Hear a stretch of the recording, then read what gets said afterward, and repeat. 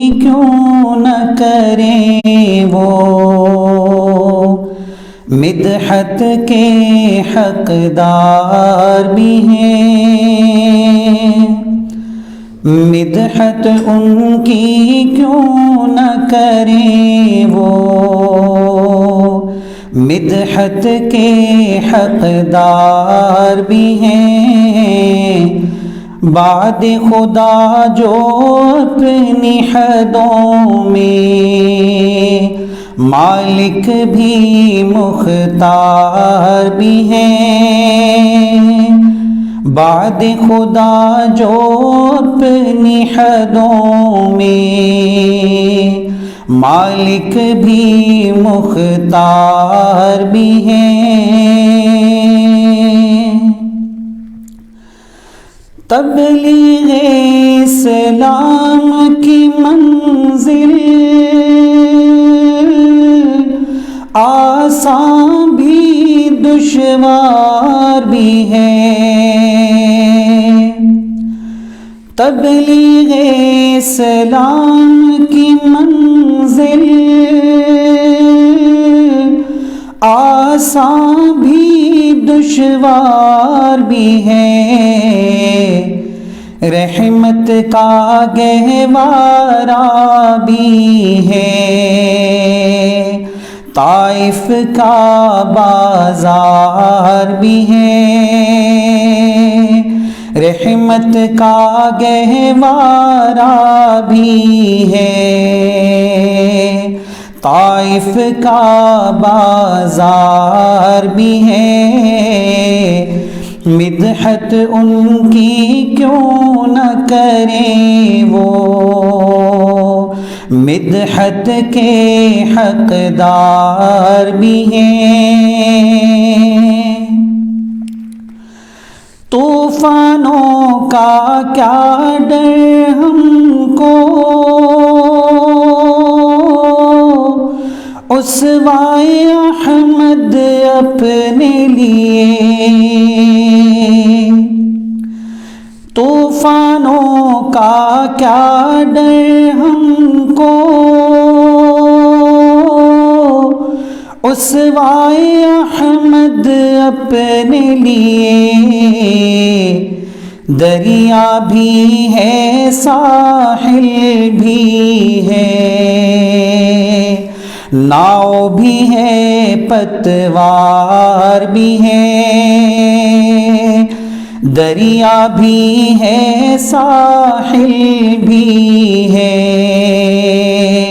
Now بھی ہے پتوار بھی ہے، مدحت ان کی کیوں نہ کریں وہ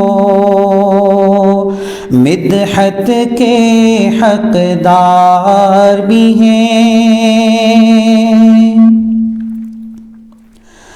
حکم شہ ابرار پہ چلیے، خار بھی گل بن جائیں گے، حکم شہ ابرار پہ چلیے، خار بھی گل بن جائیں گے، دشت نہ سمجھو اس دنیا کو، یہ دنیا گلزار بھی ہے، دشت نہ سمجھو اس دنیا کو، یہ دنیا گلزار بھی ہے، مدحت ان کی کیوں نہ کریں وہ مدحت کے حقدار بھی ہیں۔ پاس تو ہے قرآن ہمارے، نافذ دستور نہیں، پاس تو ہے قرآن ہمارے نافذ یہ دستور نہیں، رحمت سے ہیں لوگ گریزاں، رحمت ہی درکار بھی ہے، رحمت سے ہیں لوگ گریزاں، رحمت ہی درکار بھی ہے، مدحت ان کی کیوں نہ کریں وہ، مدحت کے حقدار بھی ہیں۔ بتلا دو گستاخ نبی کو غیرت مسلم زندہ ہے، بتلا دو گستاخ نبی کو غیرت مسلم زندہ ہے، دین پہ مر مٹنے کا جذبہ کل بھی تھا اور آج بھی ہے، دین پہ مر مٹنے کا جذبہ کل بھی تھا اور آج بھی ہے، مدحت ان کی کیوں نہ کریں وہ، مدحت کے حقدار بھی ہیں۔ نعت یہ لکھنا، نعت یہ پڑھنا، نعت یہ سننا خوب مگر،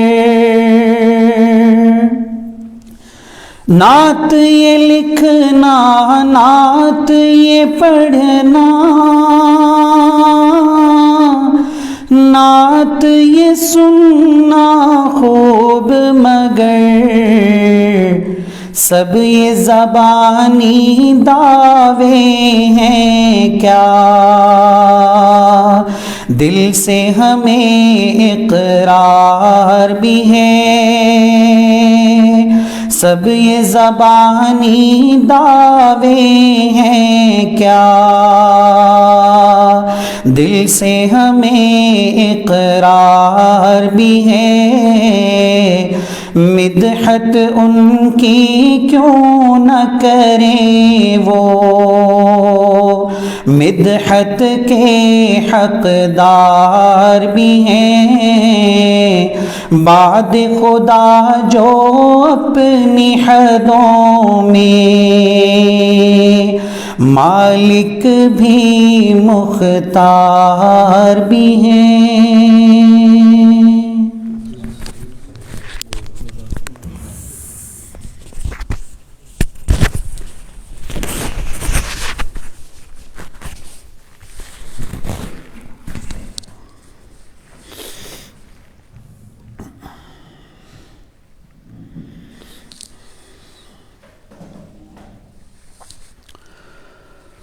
الحمد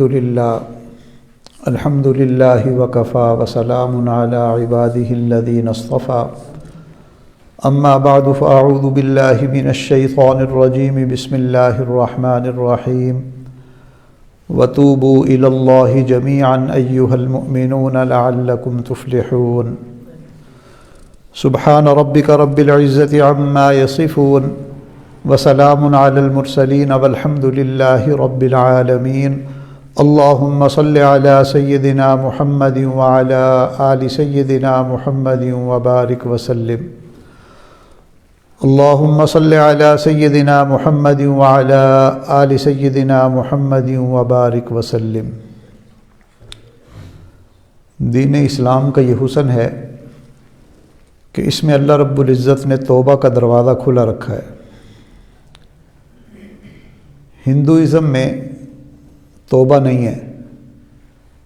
اگر کوئی بندہ گناہ کر لے تو اس کو یہ سمجھاتے ہیں کہ اگلے جنم میں تم نے جانور بننا ہے۔ اب وہ سوچتا ہے کہ میں نے اگلے جنم میں تو جانور بننا ہی ہے، لہذا جو چاہے اب میں گناہ کروں۔ تو ایک گناہ سے گناہوں کا دروازہ کھل جاتا ہے، جبکہ دین اسلام کو حسن یہ ہے کہ انسان جتنا چاہے گناہ گار کیوں نہ ہو، ہر موڑ پر اس کے لیے یہ دعوت موجود ہے کہ تم اس لمحے میں اللہ تعالیٰ سے معافی مانگ لو، اللہ تعالیٰ سے توبہ کر لو، تمہارے پچھلے سب گناہ معاف ہو جائیں گے۔ اگر تم توبہ کر لو گے تو تمہاری پچھلی زندگی صاف ہو جائے گی اور ایک نئی زندگی کا آغاز ہو جائے گا۔ تو دین اسلام یہ ایک ایسا مذہب ہے، ایسا دین ہے کہ جس میں امید کی کرن روشن رہتی ہے، امید کا دیا جلا رہتا ہے۔ حتیٰ کہ اگر کوئی کافر اور مشرک بھی ہے تو اس کے لیے بھی توبہ کا دروازہ کھلا ہے۔ یہ اللہ تعالیٰ کی صفات کا ظہور ہے کہ اللہ تعالیٰ کی ایسی صفات ہیں کہ جو اللہ تعالیٰ بندوں کو گناہوں کو معاف فرماتے ہیں اور معاف فرما کر اللہ تعالیٰ خوش ہوتے ہیں۔ چنانچہ علماء نے لکھا ہے کہ اللہ تعالیٰ کے 99 صفاتی نام ہیں جو حدیث مبارکہ میں مذکور ہیں۔ یہ سب کے سب نام رحمت پر دلالت کرتے ہیں، ان میں کوئی ایک نام ایسا نہیں جو عذاب پر دلالت کرتا ہو۔ 99 کے 99 نام یہ اللہ تعالیٰ کی رحمت پر دلالت کرتے ہیں، اللہ تعالیٰ کی مہربانی پر دلالت کرتے ہیں۔ عام طور پر لوگ یہ سمجھتے ہیں کہ جی اللہ تعالیٰ تو جبار بھی ہیں۔ بھئی ٹھیک ہے، اللہ رب العزت جبار ہیں، مگر یہ جو جبار ہے یہ عربی زبان کا لفظ ہے۔ عربی زبان کے اندر جبار کے معنی کچھ اور ہیں اور اردو زبان کے اندر معنی کچھ اور ہوتے ہیں۔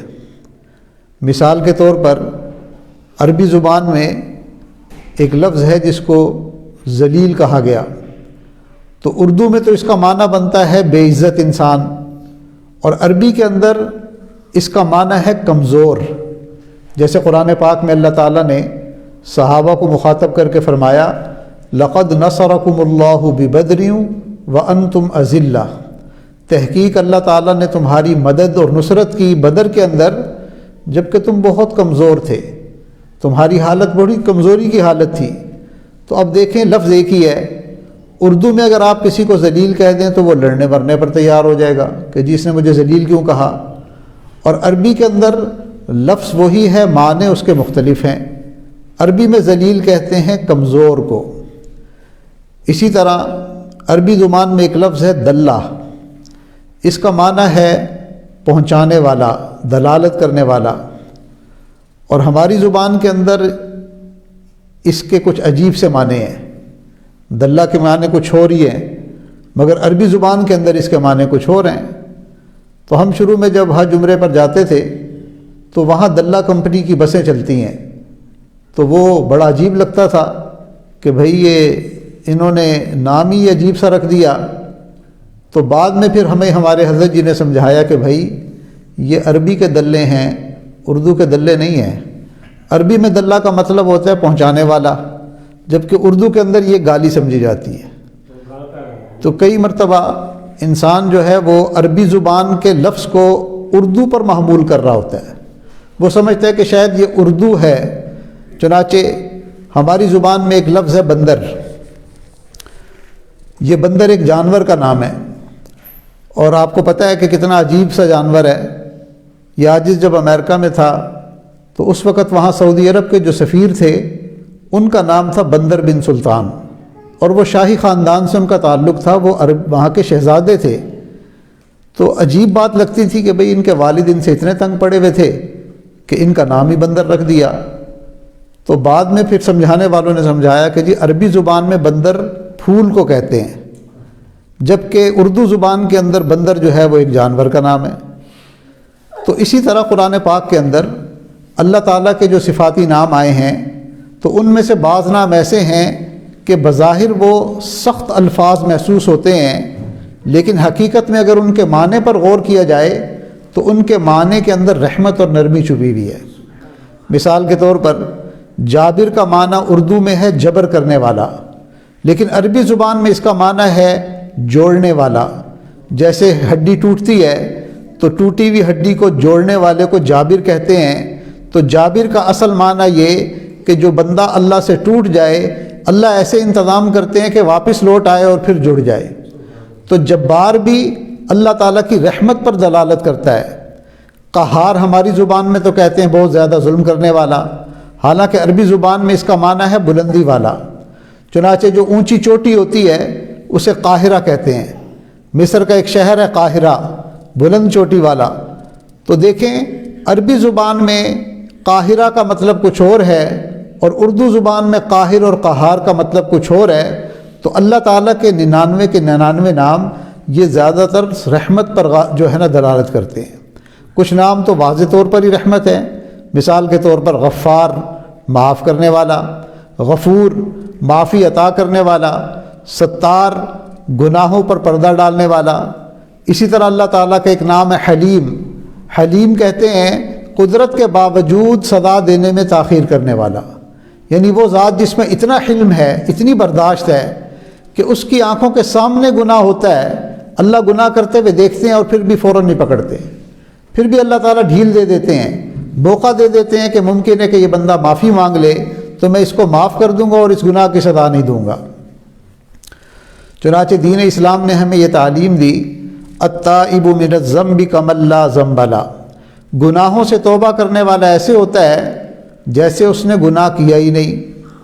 جیسے آپ کسی چیز کو بورڈ کے اوپر لکھیں اور اس کو مٹا دیں تو پھر نئے سرے سے دوبارہ لکھنا شروع کر دیں، اسی طرح توبہ بھی ایسے ہی ہے کہ انسان کے کیے ہوئے گناہ جو نامہ اعمال میں لکھے جا چکے ہوتے ہیں، سچی توبہ سے ان کو مٹا دیا جاتا ہے اور اس کی ایک زندگی جو ہے وہ دوبارہ سے نئے سرے سے شروع ہوتی ہے۔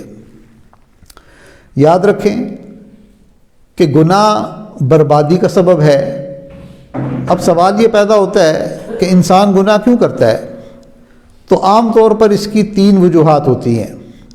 سب سے پہلی چیز حرام غذا، یہ جو حرام لقمہ ہے یہ گناہ کی بنیاد بنتا ہے۔ ایک تو لقمہ ہی حرام ہوتا ہے، یہ بھی گناہ کا سبب، اور کئی مرتبہ انسان کی روزی اور رزق حلال ہوتا ہے مگر کھائی جانے والی غذا جو ہے وہ حرام ہوتی ہے یا وہ مشتبہ ہوتی ہے۔ ایسی جگہ سے بندہ لے کر خرید کر کھا رہا ہوتا ہے کہ جس میں شبہ ہوتا ہے۔ آج تو اپنے پرائے سب ریسٹورنٹ بھی کیسے کھل گئے ہیں کہ جہاں پتہ ہی نہیں ہوتا کہ وہ کیا ڈالتے ہیں اور کیا پکاتے ہیں۔ تو سب سے پہلی چیز جو انسان کو گناہ پر برانگیختہ کرتی ہے وہ اس کے جسم کا جزو بدن بننے والی غذا ہے۔ تو حرام غذا اور حرام خوراک، اس سے انسان کے جسم سے زیادہ گناہ سرزد ہوتے ہیں۔ اور دوسری چیز ہے ناجنس کی صحبت۔ انسان ایسے بندوں کی صحبت میں اٹھنے بیٹھنے سے بچے جن کے اعمال اچھے نہیں، جن کا کردار اچھا نہیں، جن کی نشست و برخاست اچھی نہیں۔ کند ہم جنس باہم جنس پرواز، کہ جیسی انسان کی کے اندر جیسی وہ صفات ہوتی ہیں، جن لوگوں میں اٹھتا بیٹھتا ہے وہ صفات اس کے اندر پیدا ہونی شروع ہو جاتی ہیں۔ اس لیے انسان کو چاہیے کہ وہ نیک دوست تلاش کرے، اچھے سنگی تلاش کرے، اچھے لوگوں کی صحبت میں اٹھے بیٹھے، اپنے آپ کو اچھے لوگوں کے ساتھ جو ہے جوڑے، بتکلف ان کے ساتھ اپنے آپ کو جوڑنے کی کوشش کرے، اس لیے کہ یہ بری سنگت جو ہے یہ انسان کو گناہ پر برانگیختہ کرتی ہے۔ اس لیے کہتے ہیں کہ برا دوست وہ سانپ سے بھی زیادہ خطرناک ہوتا ہے۔ برا دوست جو ہے اس کا، اس لیے کہ شیطان سے بھی زیادہ خطرناک ہوتا ہے۔ شیطان بھی انسان سے ہاتھ پکڑ کر گناہ نہیں کرواتا، دل میں گناہ کا خیال ڈالتا ہے، وسوسہ ڈالتا ہے اور پھر اپنے اختیار اور ارادے سے انسان گناہ کرتا ہے۔ لیکن برا دوست یہ تو کئی دفعہ ہاتھ پکڑ کر بندے کو گناہ کی طرف لے جاتا ہے۔ آؤ یار ایک دفعہ چل کر دیکھو تو صحیح، ایک دفعہ کرنے سے کیا ہو جائے گا، ایک دفعہ جو ہے نا یہ مزے لے لو، اس کے بعد پھر چھوڑ دینا۔ تو اس لیے کہتے ہیں کہ برا دوست جو ہے یہ کئی دفعہ شیطان سے بھی زیادہ خطرناک ہوتا ہے۔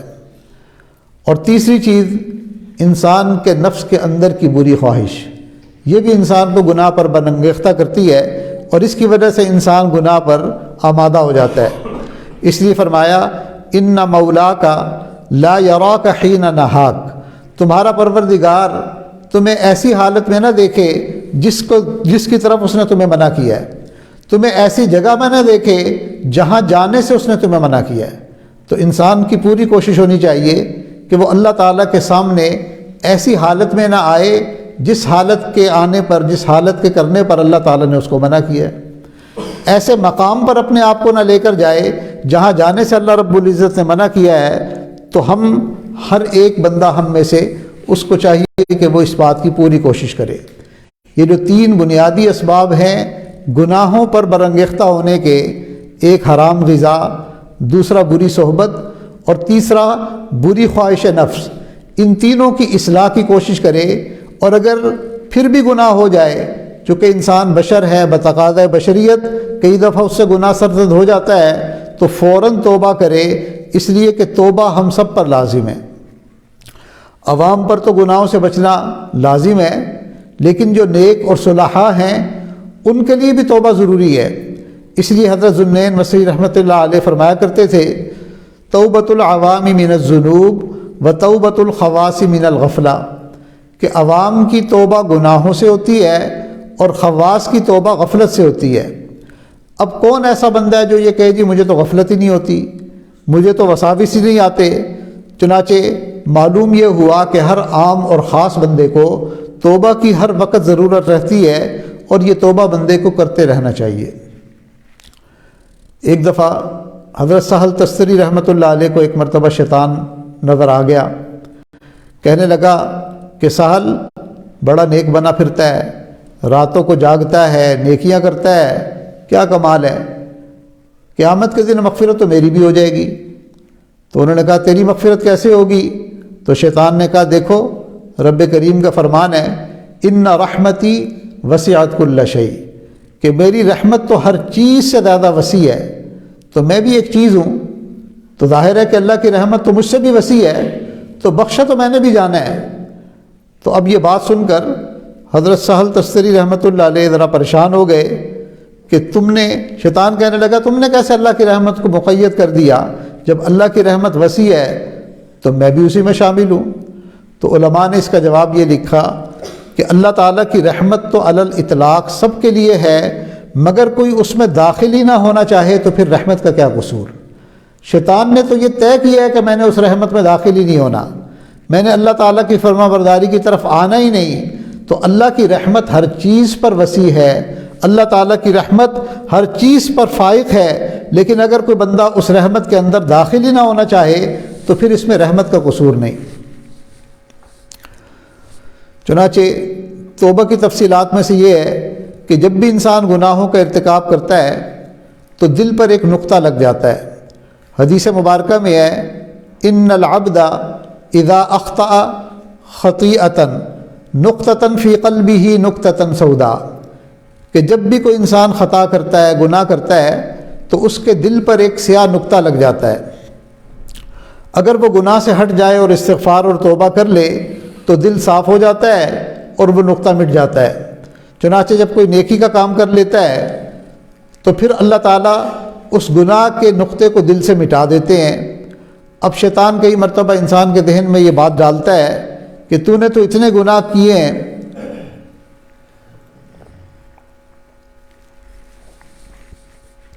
اور تمہاری عادت ہے گناہ کرنے کی، تو نیکی کیوں کرتے ہو؟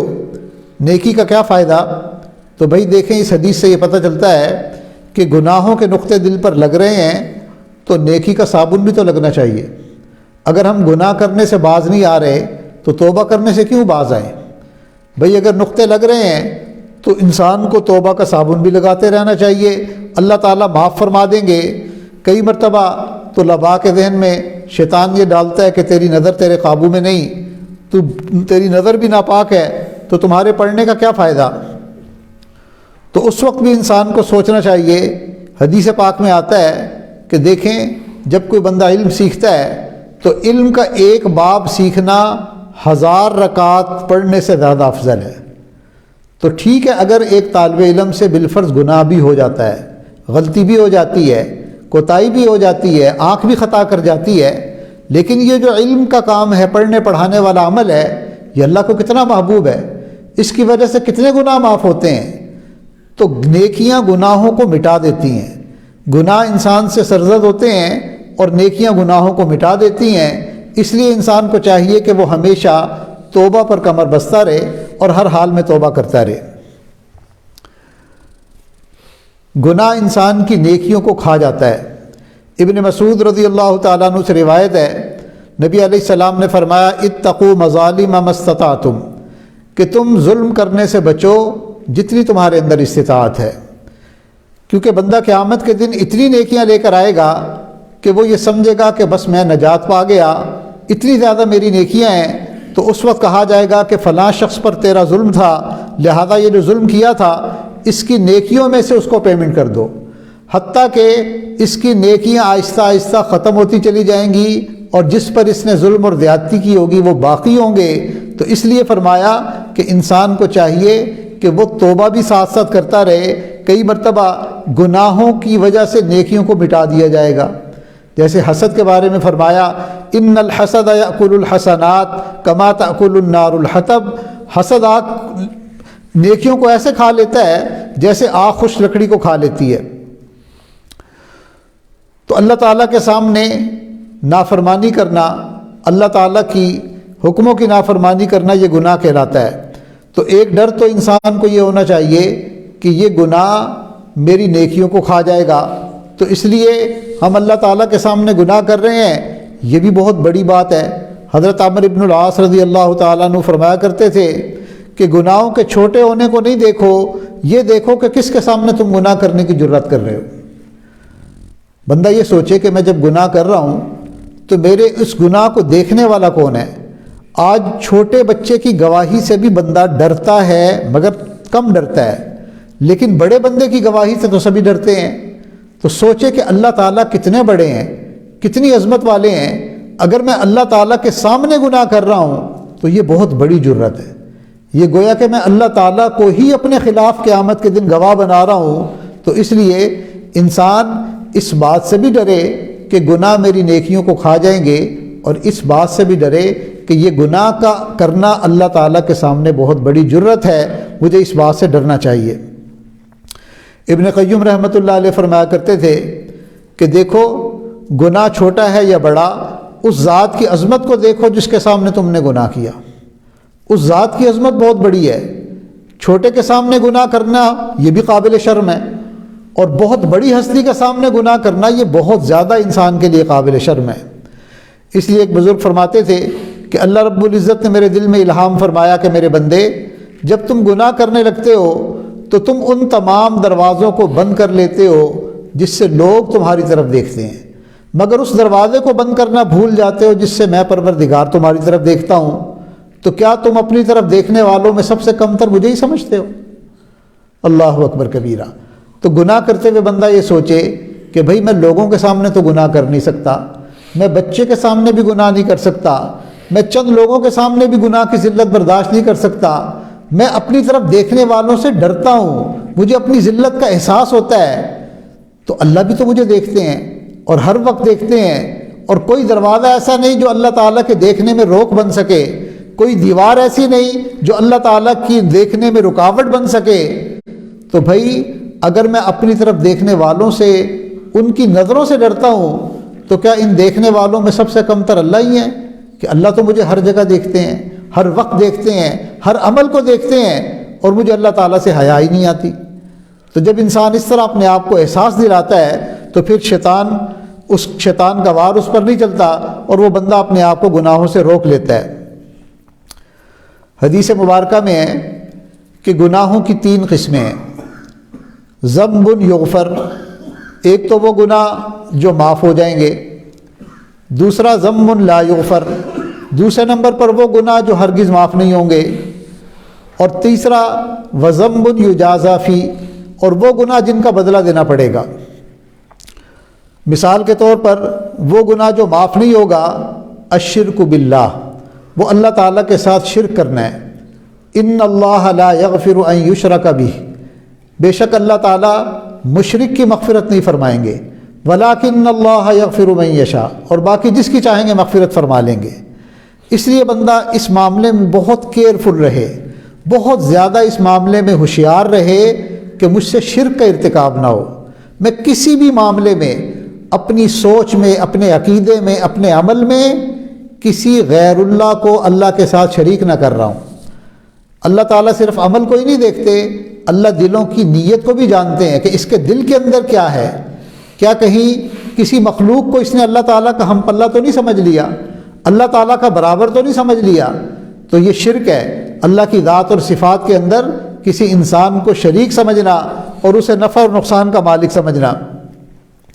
تو یہ شرک ایسا گناہ ہے کہ جو معاف نہیں ہوگا، اس لیے اس شرک سے تو ہمیں اللہ تعالیٰ کی پناہ مانگنی چاہیے۔ باقی جو گناہ معاف ہو جائے گا وہ بندے اور خدا کے درمیان کے جو معاملات ہیں کہ انسان اگر غلطی کرتا ہے، گناہ کرتا ہے اور وہ اللہ تعالیٰ سے معافی مانگ لے گا تو اللہ تعالیٰ معاف فرما دیں گے، اور جس کا بدلہ دینا پڑے گا وہ بندے اور بندے کے درمیان کا معاملہ ہے۔ اگر زیادتی کی ہے تو دنیا میں بندہ جزا دے دے، ورنہ قیامت کے دن اس کی جزا دینی پڑے گی۔ دنیا میں جزا دے کر معاف کروا لے یا پاؤں پڑھ کر معاف کروا لے، دونوں راستے ہیں۔ بھئی جزا دے دے، بدلہ دے دے تو بہت اچھا ہے، اور اگر اتنی طاقت اور قوت نہیں ہے، اتنی حیثیت ہی اب نہیں کہ اس کا بدلہ دے سکے، تو پھر پاؤں پڑ جائے، جب تک وہ معاف نہ کرے اس سے معاف کروائے۔ یہ ہے، اگر معاف کروا لے گا تو اللہ تعالیٰ معاف کر دیں گے، وگرنہ قیامت کے دن پھر اس کی پیمنٹ کرنی پڑے گی، اور ظاہر ہے کہ وہ پیمنٹ نیکیوں کی صورت میں ہوگی۔ قیامت میں انسان کے پاس کوئی پیسہ اور سونا تو نہیں ہوگا، زیورات تو نہیں ہوں گے، وہاں تو نیکیاں ہی ہوں گی، نیکیوں کو ہی پے کرنا پڑے گا۔ ابو درداء رضی اللہ تعالیٰ عنہ فرماتے ہیں، ان امامکم، کہ ہمارے آگے ایک بہت خطرناک وادی ہے، لا یجوزها المثقلون، کوئی بوجھل شخص اس کو پار نہیں کر سکتا۔ ایک بندے نے اگر بھاری وزن اٹھایا ہو اور پانی کی چھوٹی سی کھال بھی عبور کرنی پڑے تو اس کے لیے بڑا مشکل ہوتا ہے، اس کا پاؤں ہی نہیں اٹھتا، اس لیے کہ وزن جو ہے بہت زیادہ۔ تو اگر ہمارے سر پر گناہوں کے بوجھ ہوں گے تو آخرت کے اندر جو وادی ہم نے پار کرنی ہے، اس گھاٹی کو ہم کیسے عبور کریں گے؟ ہمارے لیے وہ آخرت کی گھاٹی عبور کرنا مشکل ہو جائے گا۔ حضرت علی رضی اللہ تعالیٰ عنہ فرماتے تھے کہ بندے تین قسم کے ہیں، فقراء، مریض اور تائبین۔ فقراء کے بارے میں نبی علیہ السلام نے ارشاد فرمایا، الفقراء اصدقاء اللہ، کہ جو فقراء ہیں وہ اللہ تعالیٰ کے دوست ہوتے ہیں۔ اور مریض کے بارے میں فرمایا، والمرضى احباء اللہ، اور جو مریض ہیں وہ اللہ تعالیٰ کے محبوب ہوتے ہیں۔ تو کبھی بیماری آ جائے یا انسان کو کوئی ایسا مرض لگ جائے تو اللہ تعالیٰ سے پناہ تو مانگنی چاہیے، علاج بھی کرنا چاہیے، مگر دل میں یہ بھی یقین رکھیں کہ بیماری بھی اللہ تعالیٰ کے پیاروں کو آتی ہے۔ اللہ کو جن سے محبت ہوتی ہے، جن کے گناہ اللہ معاف کرنا چاہتے ہیں، اللہ تعالیٰ دنیا میں بیماری بھیج دیتے ہیں، اور وہ بیماری زندگی کے گناہوں کی مغفرت کا ذریعہ بن جاتی ہے۔ اور مریض جو ہے، اس حدیث کے اندر دیکھیں لکھا ہوا ہے، والمرضى احباء اللہ، کہ مریض اللہ تعالیٰ کے محبوب ہوتے ہیں۔ اور تیسرا فرمایا، فمن مات علی التوبۃ فلہ الجنہ، جو بندہ توبہ کی حالت میں فوت ہوتا ہے اس کا ٹھکانہ جنت ہے، اللہ تعالیٰ اس کو جنت عطا فرماتے ہیں، اس لیے کہ اب اس نے گناہوں سے توبہ کر لی۔ اللہ تعالیٰ کی طرف سے مہربانی کا معاملہ دیکھیں کہ انسان جب گناہ کرتا ہے تو گناہ لکھنے والا فرشتہ فوری طور پر گناہ نہیں لکھتا، بلکہ اللہ رب العزت نے گناہ والے فرشتے کو نیکی والے فرشتے کا ماتحت بنا دیا۔ نیکی لکھنے والا فرشتہ امیر ہے اور گناہ لکھنے والا فرشتہ اس کا مامور ہے۔ نیکی والا تو نیکی فوراً لکھتا ہے، بلکہ نیکی کی نیت ہوتی ہے تو وہ بھی لکھ لیتا ہے، مگر گناہ کے معاملے میں عجیب بات ہے کہ جب گناہ کی نیت کسی نے کی تو وہ نہیں لکھی جاتی، وہ نہیں لکھتے۔ جب گناہ کر لیتا ہے تب بھی یہ پوچھتا ہے کہ جی میں لکھ لوں، تو وہ کہتا ہے تھوڑا سا ٹھہر جاؤ، کچھ دیر ٹھہر جاؤ، گھڑی ٹھہر جاؤ، 2 گھڑی ٹھہر جاؤ، 1 پہر ٹھہر جاؤ۔ یوں سمجھ لیں کہ 2-4 گھنٹے کی مہلت دی جاتی ہے کہ ممکن ہے ان 2-4 گھنٹوں میں اس کے دل میں ندامت آ جائے، اس کو احساس ہو جائے اور یہ گناہ سے اپنے گناہ کو معاف کروا لے، توبہ کر لے، تو پھر گناہ لکھنے والے فرشتے کو، جو فرشتہ نیکی لکھنے والا ہے، وہ کہتا ہے اب لکھنے کی کیا ضرورت ہے، اس نے تو توبہ بھی کر لی، اللہ نے معاف بھی کر دیا، تو اب تم کیوں لکھو گے؟ تو گویا کہ وہ گناہ لکھا ہی نہیں جاتا۔ اللہ اکبر کبیرہ۔ اندازہ لگائیں ہمارا پروردگار کتنا کریم ہے، کتنا مہربان مالک ہے۔ جب کئی گھنٹے گزرنے کے بعد بھی بندے کو شرم نہیں آتی، افسوس نہیں ہوتا، نہ توبہ کرتا ہے، تو پھر وہ گناہ لکھا جاتا ہے۔ ہاں ایک بندہ ہے کہ جس کا گناہ معاف نہیں ہوگا۔ وہ کون ہے؟ وہ بندہ جو گناہ بھی کرتا ہے اور پھر اس گناہ کا مزے لے لے کر اظہار بھی کرتا ہے۔ کئی نوجوانوں کو دوستوں کی محفل میں بیٹھ کے بڑکے مارنے کی عادت ہوتی ہے۔ میں نے تو جی رات گزاری فلاں مہمان کے ساتھ، بڑا مزہ آیا، بڑا اچھا وقت گزرا، اور پوری رات ہم نے بڑا انجوائے کیا۔ چونکہ حدیث مبارکہ میں آتا ہے کل امتی معافن الا المجاہرین، کہ میری امت کے تمام گناہ گاروں کو معافی ملے گی مگر اظہار کرنے والوں کو معافی نہیں ملے گی۔ وہ بندہ جو اپنے گناہ کو فخریہ طور پر بیان کرے، جو اپنے گناہ پر اظہار کرے کہ دیکھو جی میں کتنا باکمال ہوں، میں کتنا پاپولر ہوں صنف مخالف میں، کہ مجھے تو ہاتھوں ہاتھ لیا جاتا ہے، میری تو ایک ایک مسکراہٹ پر جو ہے نا آگے سے مجھے مسکراہٹوں کے پھول نچھاور کیے جاتے ہیں، اور میری تو اتنے لوگوں سے دوستی ہے، اور میں تو جی کسی زمانے کے اندر ایسا بندہ رہا ہوں کہ مجھے تو ہر بندہ جو ہے نا وہ اپنا مہمان بنانا پسند کرتا تھا۔ یہ ہے گناہ کا کھلم کھلا اظہار کرنے والا، اپنے گناہ پر فخر۔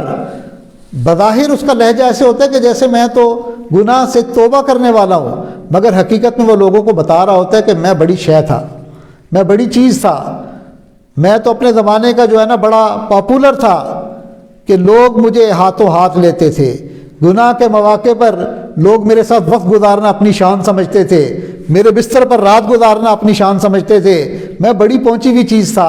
اس کو کہتے ہیں مجاہرون، کھلم کھلا اپنے گناہ کا اظہار کرنے والا۔ تو نبی علیہ السلام نے فرمایا کہ میری امت کے تمام گناہ گاروں کو معافی ملے گی مگر فخریہ اپنے گناہوں کا اظہار کرنے والے کو معافی نہیں ملے گی۔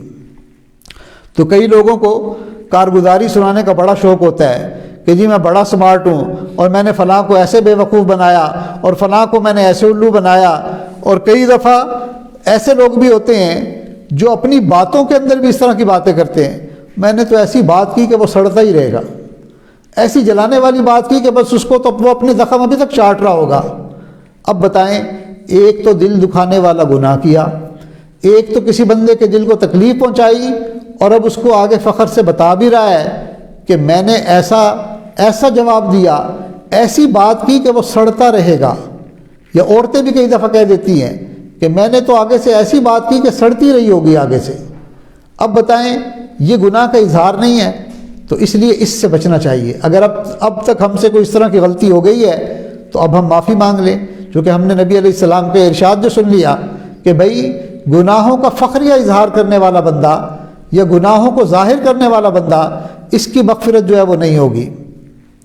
تو گناہوں کے افیئر کو بیان کرنا، گناہوں کی تفصیلات کو افسانوں کی طرح بیان کرنا، یہ چیزیں جو ہیں یہ کئی دفعہ پھر انسان کے لیے اس کی معافی کا ذریعہ نہیں بنے گی بلکہ پکڑ کا ذریعہ بن جائیں گی۔ ہاں ایک نقطہ اس میں یہ ذہن میں رکھیں، کسی طبیب کے سامنے اپنے مرض کا اظہار کرنا، جیسے بندہ ڈاکٹر کے سامنے اپنا مرض نہیں چھپاتا، اسی طرح روحانی طبیب اپنے شیخ کے سامنے یا کسی ایسے عالم کے سامنے جن سے بندے کا اصلاحی تعلق ہے، ان سے بندہ مشورہ کرتا ہے تو کوئی بات نہیں، ان کے سامنے اپنے گناہ کو کھولنا یہ اس کا اظہار نہیں بلکہ یہ اس گناہ کا علاج کروانے کی تدبیر ہے۔ اس کی مثال یوں سمجھ لیں کہ ایک بندے کی ران جو ہے وہ ستر عورت میں داخل ہے، گھٹنے سے اوپر کا جسم مرد کے لیے کسی کو دکھانا جائز نہیں ہے۔ آج یہ جو کچھے پہن کے کھلاڑی کھیلتے پھرتے ہیں نا، وہ ننگے ہوتے ہیں، چونکہ گھٹنے سے اوپر کا بدن ننگا ہے، ذرا سا بھی جسم ظاہر ہو گیا تو وہ بندہ ننگے میں اور اس میں کوئی فرق نہیں۔ تو یہ ران ستر عورت میں شامل ہے، اگر ران کا کوئی حصہ ننگا ہو تو نماز بھی نہیں بندہ پڑھ سکتا۔ اب ظاہر ہے کہ کسی آدمی کو عام حالت میں اپنی ران نہیں دکھائی جا سکتی، لیکن اگر اسی ران پر کوئی خطرناک پھوڑا نکلا ہوا ہو تو ڈاکٹر کے سامنے تو کھولنا پڑے گا، ڈاکٹر کے سامنے تو اس کو علاج کے لیے دکھانا پڑے گا کہ بھئی اس نے نشتر لگانا ہے، سرجری کرنی ہے، کوئی انجیکشن لگانا ہے، کوئی دوائی دینی ہے۔ تو جب تک وہ چیک نہیں کرے گا تو جس طرح ران کا پھوڑا طبیب کے سامنے کھول سکتے ہیں، اسی طرح اپنے مشائخ کے سامنے اپنے گناہ کا اظہار اس نیت سے کرنا کہ یہ کوئی تدبیر بتائیں گے، کوئی دعا بتائیں گے، یہ میرے لیے دعا کریں گے، مجھے گناہ سے نکلنے کا راستہ بنائیں گے، تو شریعت اس کو اجازت دیتی ہے کہ علاج کی نیت سے اور اصلاح کی نیت سے یہ کام تم کر سکتے ہو، مگر لذت کی خاطر لوگوں کے سامنے گناہ بیان کرنا یہ شریعت نے منع فرما دیا۔ حدیث مبارکہ میں ہے، نبی علیہ الصلوۃ والسلام نے فرمایا ان ملائکۃ النہار ارأف ومن الملائکۃ اللیل، کہ بے شک دن کے فرشتے رات کے فرشتوں سے زیادہ نرم ہیں۔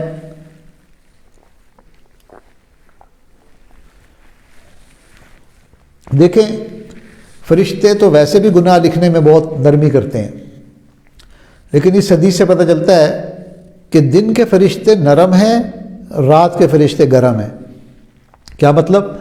دن میں انسان لوگوں میں اس کی مشغولی ہوتی ہے، جاب پہ جانا ہے، کاروبار پر جانا ہے، ظاہر ہے بازار سے گزرتے ہوئے کسی رش کے اندر کسی سے بندہ الجھ سکتا ہے، 100 معاملات پیش آ جاتے ہیں، کئی دفعہ انسان اپنے غصے پہ کنٹرول نہیں کر سکتا، زبان سے کوئی ایسی بات نکل جاتی ہے، تو دن کے فرشتے ذرا نرمی کرتے ہیں کہ بھائی کوئی بات نہیں، لوگوں میں انوالو ہو رہا تھا، پھنس گیا گناہ میں، رش والی جگہ پر گزر رہا تھا تو بدنظری کا ارتکاب ہو گیا، تو ذرا نرمی کا معاملہ کرتے ہیں۔ مگر رات کا جو وقت ہے یہ تنہائی کا وقت ہے، اور چونکہ پوری رات اللہ تعالیٰ کی رحمت متوجہ ہوتی ہے، اللہ آسمان دنیا پر نزول فرما کر اپنی رحمت کے اعلانات کروا رہے ہوتے ہیں، ہے کوئی میری رحمت سے فائدہ اٹھانے والا، ہے کوئی میری مغفرت سے فائدہ اٹھانے والا، ہے کوئی رزق کا طلبگار۔ اب جب اللہ اپنی اتنی رحمت کے ساتھ متوجہ ہیں اور رات کی تنہائی ہے، کوئی ایسی بات بھی نہیں کہ بندہ رش میں پھنسا ہوا ہے، لوگوں میں ہجوم میں ہے، اب اگر یہ گناہ کرے گا تو یہ پرپزلی اپنے ارادے اور علم کے ساتھ گناہ کر رہا ہے، اس لیے رات کے فرشتے ٹائٹ ہوتے ہیں، گناہ لکھنے کے معاملے میں وہ بالکل معاف نہیں کرتے کہ یہ بندہ اس وقت تنہائی میں جان بوجھ کر، اور اللہ کی رحمت بھی متوجہ ہے، اس وقت یہ اللہ کی رحمت سے فائدہ اٹھانے کے بجائے اپنے خبث سے باطن کی وجہ سے گناہ کر رہا ہے، تو وہ رات کے فرشتے ذرا جلدی اس کے گناہ کو لکھتے ہیں اور زیادہ اس پر غضبناک ہوتے ہیں۔ تاہم ایک بات بڑی عجیب ہے کہ جو بندہ گناہ کر بیٹھا، اس نے اپنے دل میں محسوس کیا کہ میں نے اچھا نہیں کیا، میں نے برا کیا، مجھے ایسا نہیں کرنا چاہیے تھا، تو یہ ساری باتیں ندامت کہلاتی ہیں۔ غلطی کے اس احساس کا دل میں پیدا ہو جانا جس کو ندامت کہتے ہیں، ندامت کا مسئلہ بھی ذرا سن لیجئے، بڑے مزے کا مسئلہ ہے۔ اما عائشہ صدیقہ رضی اللہ تعالیٰ عنہ فرماتی ہیں، نبی علیہ السلام نے ارشاد فرمایا کہ جب اللہ کسی بندے کے دل میں گناہ کے اوپر ندامت محسوس کرتے ہیں، اللہ گناہ کو معاف کر دیتے ہیں اس سے پہلے کہ وہ بندہ استغفار کرے۔ اللہ اکبر کبیرہ، وہ کتنا کریم مالک ہے۔ اللہ کی نظر بندے کے دل پر ہوتی ہے، ابھی دل میں ندامت کا احساس پیدا ہونا شروع ہوا، انسان کو خود بھی نہیں پتہ ہوتا کہ میں نے توبہ کرنی ہے کہ نہیں کرنی، بس ہاں ایک احساس، ایک ندامت، ایک شرمندگی دل میں آ رہی ہے۔ اللہ اکبر کبیرہ، اللہ کے محبوب فرماتے ہیں کہ اللہ رب العزت غفر له قبل ان يستغفر منه، اللہ اس سے پہلے ہی کہ وہ اللہ تعالیٰ سے اس گناہ کی معافی مانگتا ہے، اللہ اس کو معاف کر دیتے ہیں۔ تو کتنی عظمت والی ذات ہے، کتنا کریم پروردگار ہے، کتنا رحیم مالک ہے کہ زبان پر لفظ آنے سے پہلے دل کی حالت کو دیکھ کر معاف کر دیتے ہیں کہ اب یہ اس گناہ سے نادم ہو رہا ہے، افسوس کر رہا ہے کہ مجھے ایسا نہیں کرنا چاہیے تھا۔ کریم پروردگار اتنے مہربان ہیں کہ بندے کے دل کی اس حالت پر ہی اس کی مغفرت فرما دیتے ہیں۔ اور دوسرا، دل میں اگر افسوس ہوا، یہ تو تھا نا ندامت، ندامت تو ایک احساس ہے، اور حضرت ابو ہریرہ رضی اللہ تعالیٰ عنہ کی روایت ہے، وہ فرماتے ہیں ان العبد لیعمل ذنبا، اگر بندہ گناہ کرتا ہے، وَإِذَا ذَكَرَهُ أَحْزَنَ، اور جب وہ اس گناہ کو کرنے کے بعد یاد کر کے دل میں غمزدہ ہو جاتا ہے، یعنی گناہ کیا اور گناہ کے بعد یاد کر کے افسوس کرتا ہے کہ مجھے ایسا نہیں کرنا چاہیے تھا، میں نے اچھا نہیں کیا۔ وَإِذَا نَظَرَ اللَّهُ إِلَيْهِ قَدْ أَحْزَنَهُ غَفَرَ لَهُ مَا صَنَعَ قَبْلَ أَن يَأْخُذَ فِي كَفَّارَتِهِ بِلَا صَلَاةٍ وَلَا صِيَامٍ۔ اللہ اکبر، اللہ تعالیٰ اس کے دل کی طرف دیکھتے ہیں کہ یہ دل گناہ پر غمگین ہو رہا ہے، تو اللہ تعالیٰ اس کے گناہ کو معاف کر دیتے ہیں اور اس گناہ کے بدلے اس کی نماز اور روزے میں سے بھی کچھ کم نہیں کرتے۔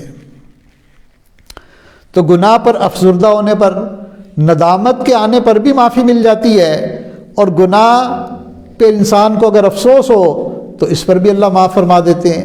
اس لیے خلوتوں کے اندر اپنے گناہوں کی معافی مانگنی چاہیے۔ نبی علیہ السلام نے ارشاد فرمایا کہ بندے کے لیے لازم ہے کہ خلوت میں اللہ تعالیٰ کے ساتھ ایسی مجلس ہو کہ وہ پرانے گناہوں کو یاد کرے، اللہ تعالیٰ اس پر اس کے گناہوں کو معاف کر دیتے ہیں۔ اسی لیے تو ہمارے مشائخ میں کہتے ہیں کہ بھائی کچھ وقت خلوت میں گزارو، کچھ وقت مراقبے میں بیٹھو، تنہائی میں بیٹھو، مصلی پر بیٹھو، تاکہ تمہارا اللہ تعالیٰ کے ساتھ جب کچھ وقت گزرے گا تو اس میں دل کے اندر ظاہر ہے جب بندہ اللہ کو یاد کرتا ہے تو اللہ کی نافرمانیاں بھی یاد آ جاتی ہیں کہ اللہ تو اتنا مہربان ہے، اللہ تو اتنا کریم ہے کہ اللہ نے مجھے اپنے سامنے بیٹھنے کی توفیق دے دی، اور میں نے اللہ تعالیٰ کی کتنی نافرمانیاں کی، میں کتنے اللہ تعالیٰ کے نافرمانیاں کرتا ہوں دن بھر میں۔ تو پھر جب آدمی کے دل میں نافرمانیوں کا احساس پیدا ہوتا ہے تو اس کو غم ہوتا ہے، افسوس ہوتا ہے، اور یہ افسوس ہی اس کی مغفرت کا ذریعہ بن جاتا ہے، اللہ معاف فرما دیتے ہیں۔ اس لیے ہمارے مشائخ کہتے ہیں کہ روزانہ کے معمولات کے لیے تم وقت نکالو۔ ان معمولات میں یہ بھی ہے کہ انسان اپنے گناہوں کو دیکھے، ان کو یاد کرے، افسوس کرے، تاکہ گناہ روز کے روز ہی معاف ہوتے چلے جائیں۔ چنانچہ ایک تو ہے ندامت سے گناہ معاف ہوتے ہیں، اور دوسرا دل افسردہ ہو تو گناہ معاف ہوتا ہے، اور ایک اللہ تعالیٰ کے خوف سے بھی گناہ معاف ہوتے ہیں کہ ایک بندہ اللہ تعالیٰ سے ڈر گیا تو اس کی وجہ سے بھی اللہ تعالیٰ اس کی بخشش فرما دیتے ہیں۔ حضرت ابو ہریرہ رضی اللہ تعالیٰ عنہ نے روایت کی کہ نبی علیہ السلام نے فرمایا کہ ایک بندہ جس نے بہت کم نیکیاں کی تھی، یا بظاہر کوئی نیکی نہیں تھی، جب موت کا وقت آیا تو گھر والوں کو کہا کہ جب میں مر جاؤں تو جلا دینا، آدھی راکھ ہوا میں اڑا دینا اور آدھی راکھ پانی میں بہا دینا۔ اگر اللہ نے میرے اوپر قدرت پائی تو اللہ ایسا عذاب دے گا کہ جہانوں میں کسی کو ایسا عذاب نہ دیا ہوگا۔ فلما مات فعلوا ما امرہ، جب وہ مر گیا تو لوگوں نے ویسا ہی کیا جیسے اس نے کہا تھا۔ امر اللہ برا فجمع ما فیہ وامر اللہ البحر وجمع ما فیہ، اللہ نے زمین کو حکم دیا تو راکھ کے جو ذرات زمین پر تھے وہ سب کے سب جمع ہو گئے، پھر سمندر کو حکم دیا تو جو ذرات اس میں تھے وہ جمع ہو گئے، ساری راکھ کے ذرات جب جمع ہو گئے پھر اللہ تعالیٰ نے فرمایا کہ کھڑے ہو جاؤ، چنانچہ وہ کھڑا ہو گیا۔ ثم قال لما فعلت هذا، پھر اللہ نے کہا میرے بندے تو نے ایسا کیوں کیا؟ فقال من خشیتک وانت تعلم، اے اللہ آپ جانتے ہیں کہ میں نے آپ کے ڈر کی وجہ سے ایسا کیا، میں ڈرتا تھا کہ آپ مجھے عذاب دیں گے، مجھے جہنم میں ڈالیں گے۔ فغفر اللہ له، اللہ نے اسے معاف کر دیا کہ واقعی میرے ڈر کی وجہ سے ایسا کیا تھا، میں نے تیرے تمام گناہوں کو معاف کر دیا۔ اب ایک سوال ذہن میں یہ بھی پیدا ہوتا ہے کہ معافی سے گناہ تو معاف ہو جاتے ہیں، مگر کتنی بار بندہ معافی مانگے؟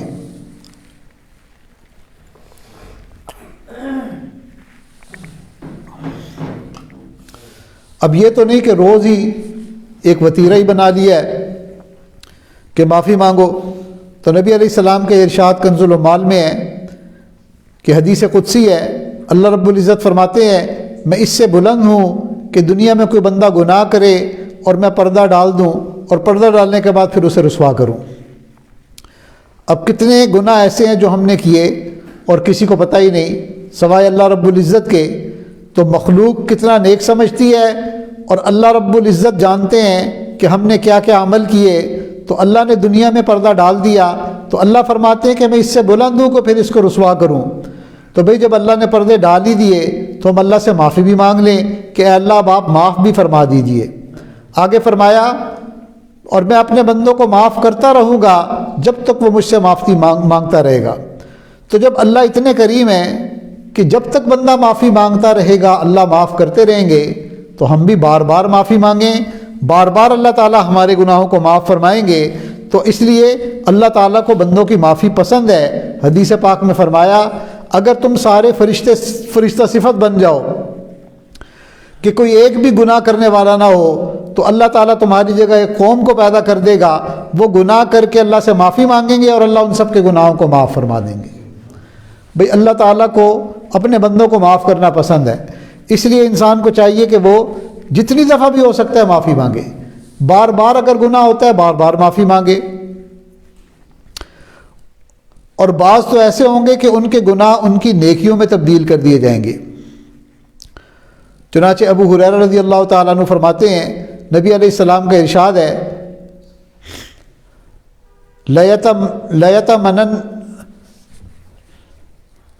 لَيَتَمَنَّيْنَ أَقْوَامٌ لَوْ أَكْثَرُوا مِنَ السَّيِّئَاتِ، کہ لوگ ضرور تمنا کریں گے، بعض لوگ ضرور تمنا کریں گے کہ کاش ان کے گناہ زیادہ ہوتے۔ یہ لام نون ثقیلہ کا صیغہ ہے کہ اتنا زیادہ ان کے دل میں شدت ہوگی تمنا کی۔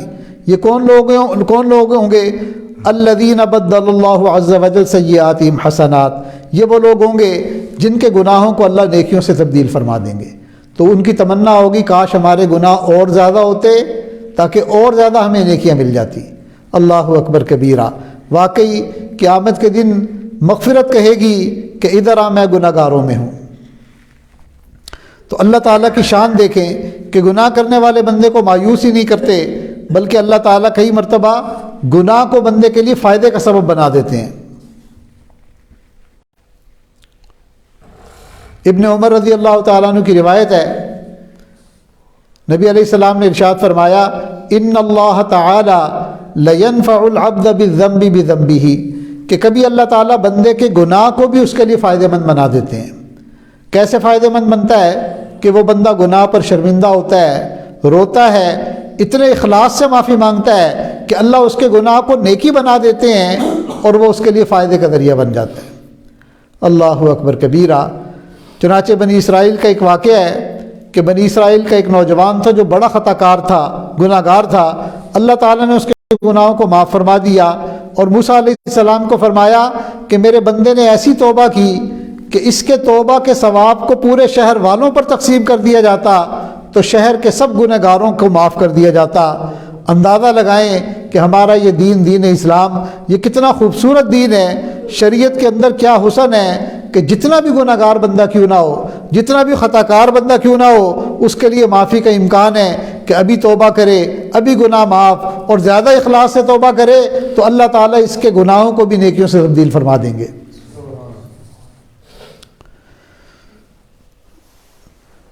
ایک حدیث مبارکہ ہے، ابن مبارک رحمۃ اللہ علیہ نے اس کو روایت کیا،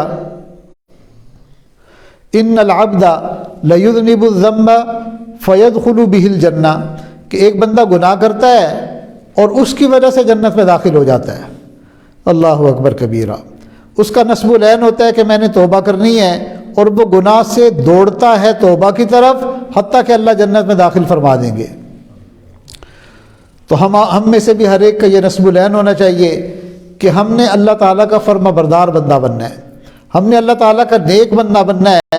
تو نیت زندگی کی یہ ہو کہ میں نے اللہ کو راضی کرنا ہے، یہ نیت دل میں بٹھا لینی چاہیے۔ جتنے بھی گناہ ہم سے ہو جائیں مگر یہ نیت بنا لیے کہ ہم نے معافی مانگنی ہے اور اللہ تعالیٰ سے ان گناہوں کو معاف کروانا ہے۔ ہم کمزور ہیں، ہم گناہوں سے نہیں بچ سکتے، مگر ہمارا پروردگار وہ بہت قوی ہے، وہ بچانے کی طاقت رکھتا ہے، وہ ہمیں بچا سکتا ہے۔ تو اس لیے اللہ کی رحمت پر نظر رکھتے ہوئے آدمی دل میں یہ نیت رکھے کہ میں نے پاک صاف زندگی اختیار کرنی ہے، جن غلاظتوں میں اس وقت پھنسا ہوا ہوں ان غلاظتوں سے میں نے اپنے آپ کو نکالنا ہے، میں نے سود سے بچنا ہے، رشوت سے بچنا ہے، میں نے اپنے غصے کو کنٹرول کرنا ہے، میں نے ان سب گناہوں کو چھوڑ دینا ہے، میں نے سیل فون کے فتنے سے بچنا ہے۔ یہ جو سیل فون پر میں مختلف فتنوں کا شکار ہوں، نیت یہ کر لے بندہ کہ میں نے ان سب کو چھوڑنا ہے اور اللہ سے مدد مانگنی ہے، اللہ تعالیٰ مجھے اپنی رحمت سے بچائیں گے۔ جب نیت بندہ کرتا ہے تو اس گناہ سے نکلنا اور بچنا اس کے لیے آسان ہو جاتا ہے۔ حدیث مبارکہ ہے، علماء نے لکھا ہے کہ جو شخص گناہ سے بچنے کا پکا ارادہ کر لیتا ہے، اللہ فرماتے ہیں کہ اس بندے کی مدد کرنا میرے اوپر لازم ہو جاتا ہے۔ جو بندہ پکی نیت کر لے کہ میں نے گناہوں سے بچنا ہے، اب اللہ تعالیٰ اپنے اوپر اس کی مدد کرنے کو لازم قرار دے دیتے ہیں۔ تو اس لیے ہمیں چاہیے کہ ہم دل میں پکی نیت کریں کہ ہم نے گناہوں سے بچنا ہے اور اللہ تعالیٰ کا فرما بردار بندہ بننا ہے۔ اللہ کی رحمت سے کبھی نا امید نہیں ہونا چاہیے، ہمیشہ رحمت کی امید کو غالب رکھنا چاہیے۔ جیسی امید ہوتی ہے ویسا معاملہ اللہ فرما دیتے ہیں۔ ایک حدیث مبارکہ ہے مسند احمد اور ابو داؤد شریف کی حدیث ہے کہ بنی اسرائیل میں دو شخص تھے، ایک ان میں سے بڑا گناہ گار تھا اور ایک بڑا نیک پاک۔ اب وہ جو نیک پاک تھا اس گناہ گار کو دیکھتا تو کہتا تو نے نہیں بخشا جانا۔ وہ آگے سے کہتا خلینی و ربی، مجھے اپنے اللہ کے ساتھ چھوڑ دو، میرا رب جانے اور میں جانوں۔ اس گناہ گار کو اللہ تعالیٰ سے امید تھی، حتیٰ کہ ایک دن اس نیک نے قسم کھا کر کہہ دیا واللہ لا یغفر اللہ لک، اللہ کی قسم تیرے کرتوت ایسے ہیں کہ تجھے اللہ نے معافی نہیں کرنا۔ اب جب اس نے قسم کھائی تو اللہ نے فرمایا کہ اچھا یہ جو قسم کھا رہا ہے کہ اس بندے کو میرے ساتھ رحمت کی امید رکھتا ہے، اس کے بارے میں یہ قسم کھا رہا ہے کہ میں نے اس کو معاف نہیں کرنا، میں اس کو معاف کرتا ہوں اور معاف کر کے جنت عطا کر رہا ہوں۔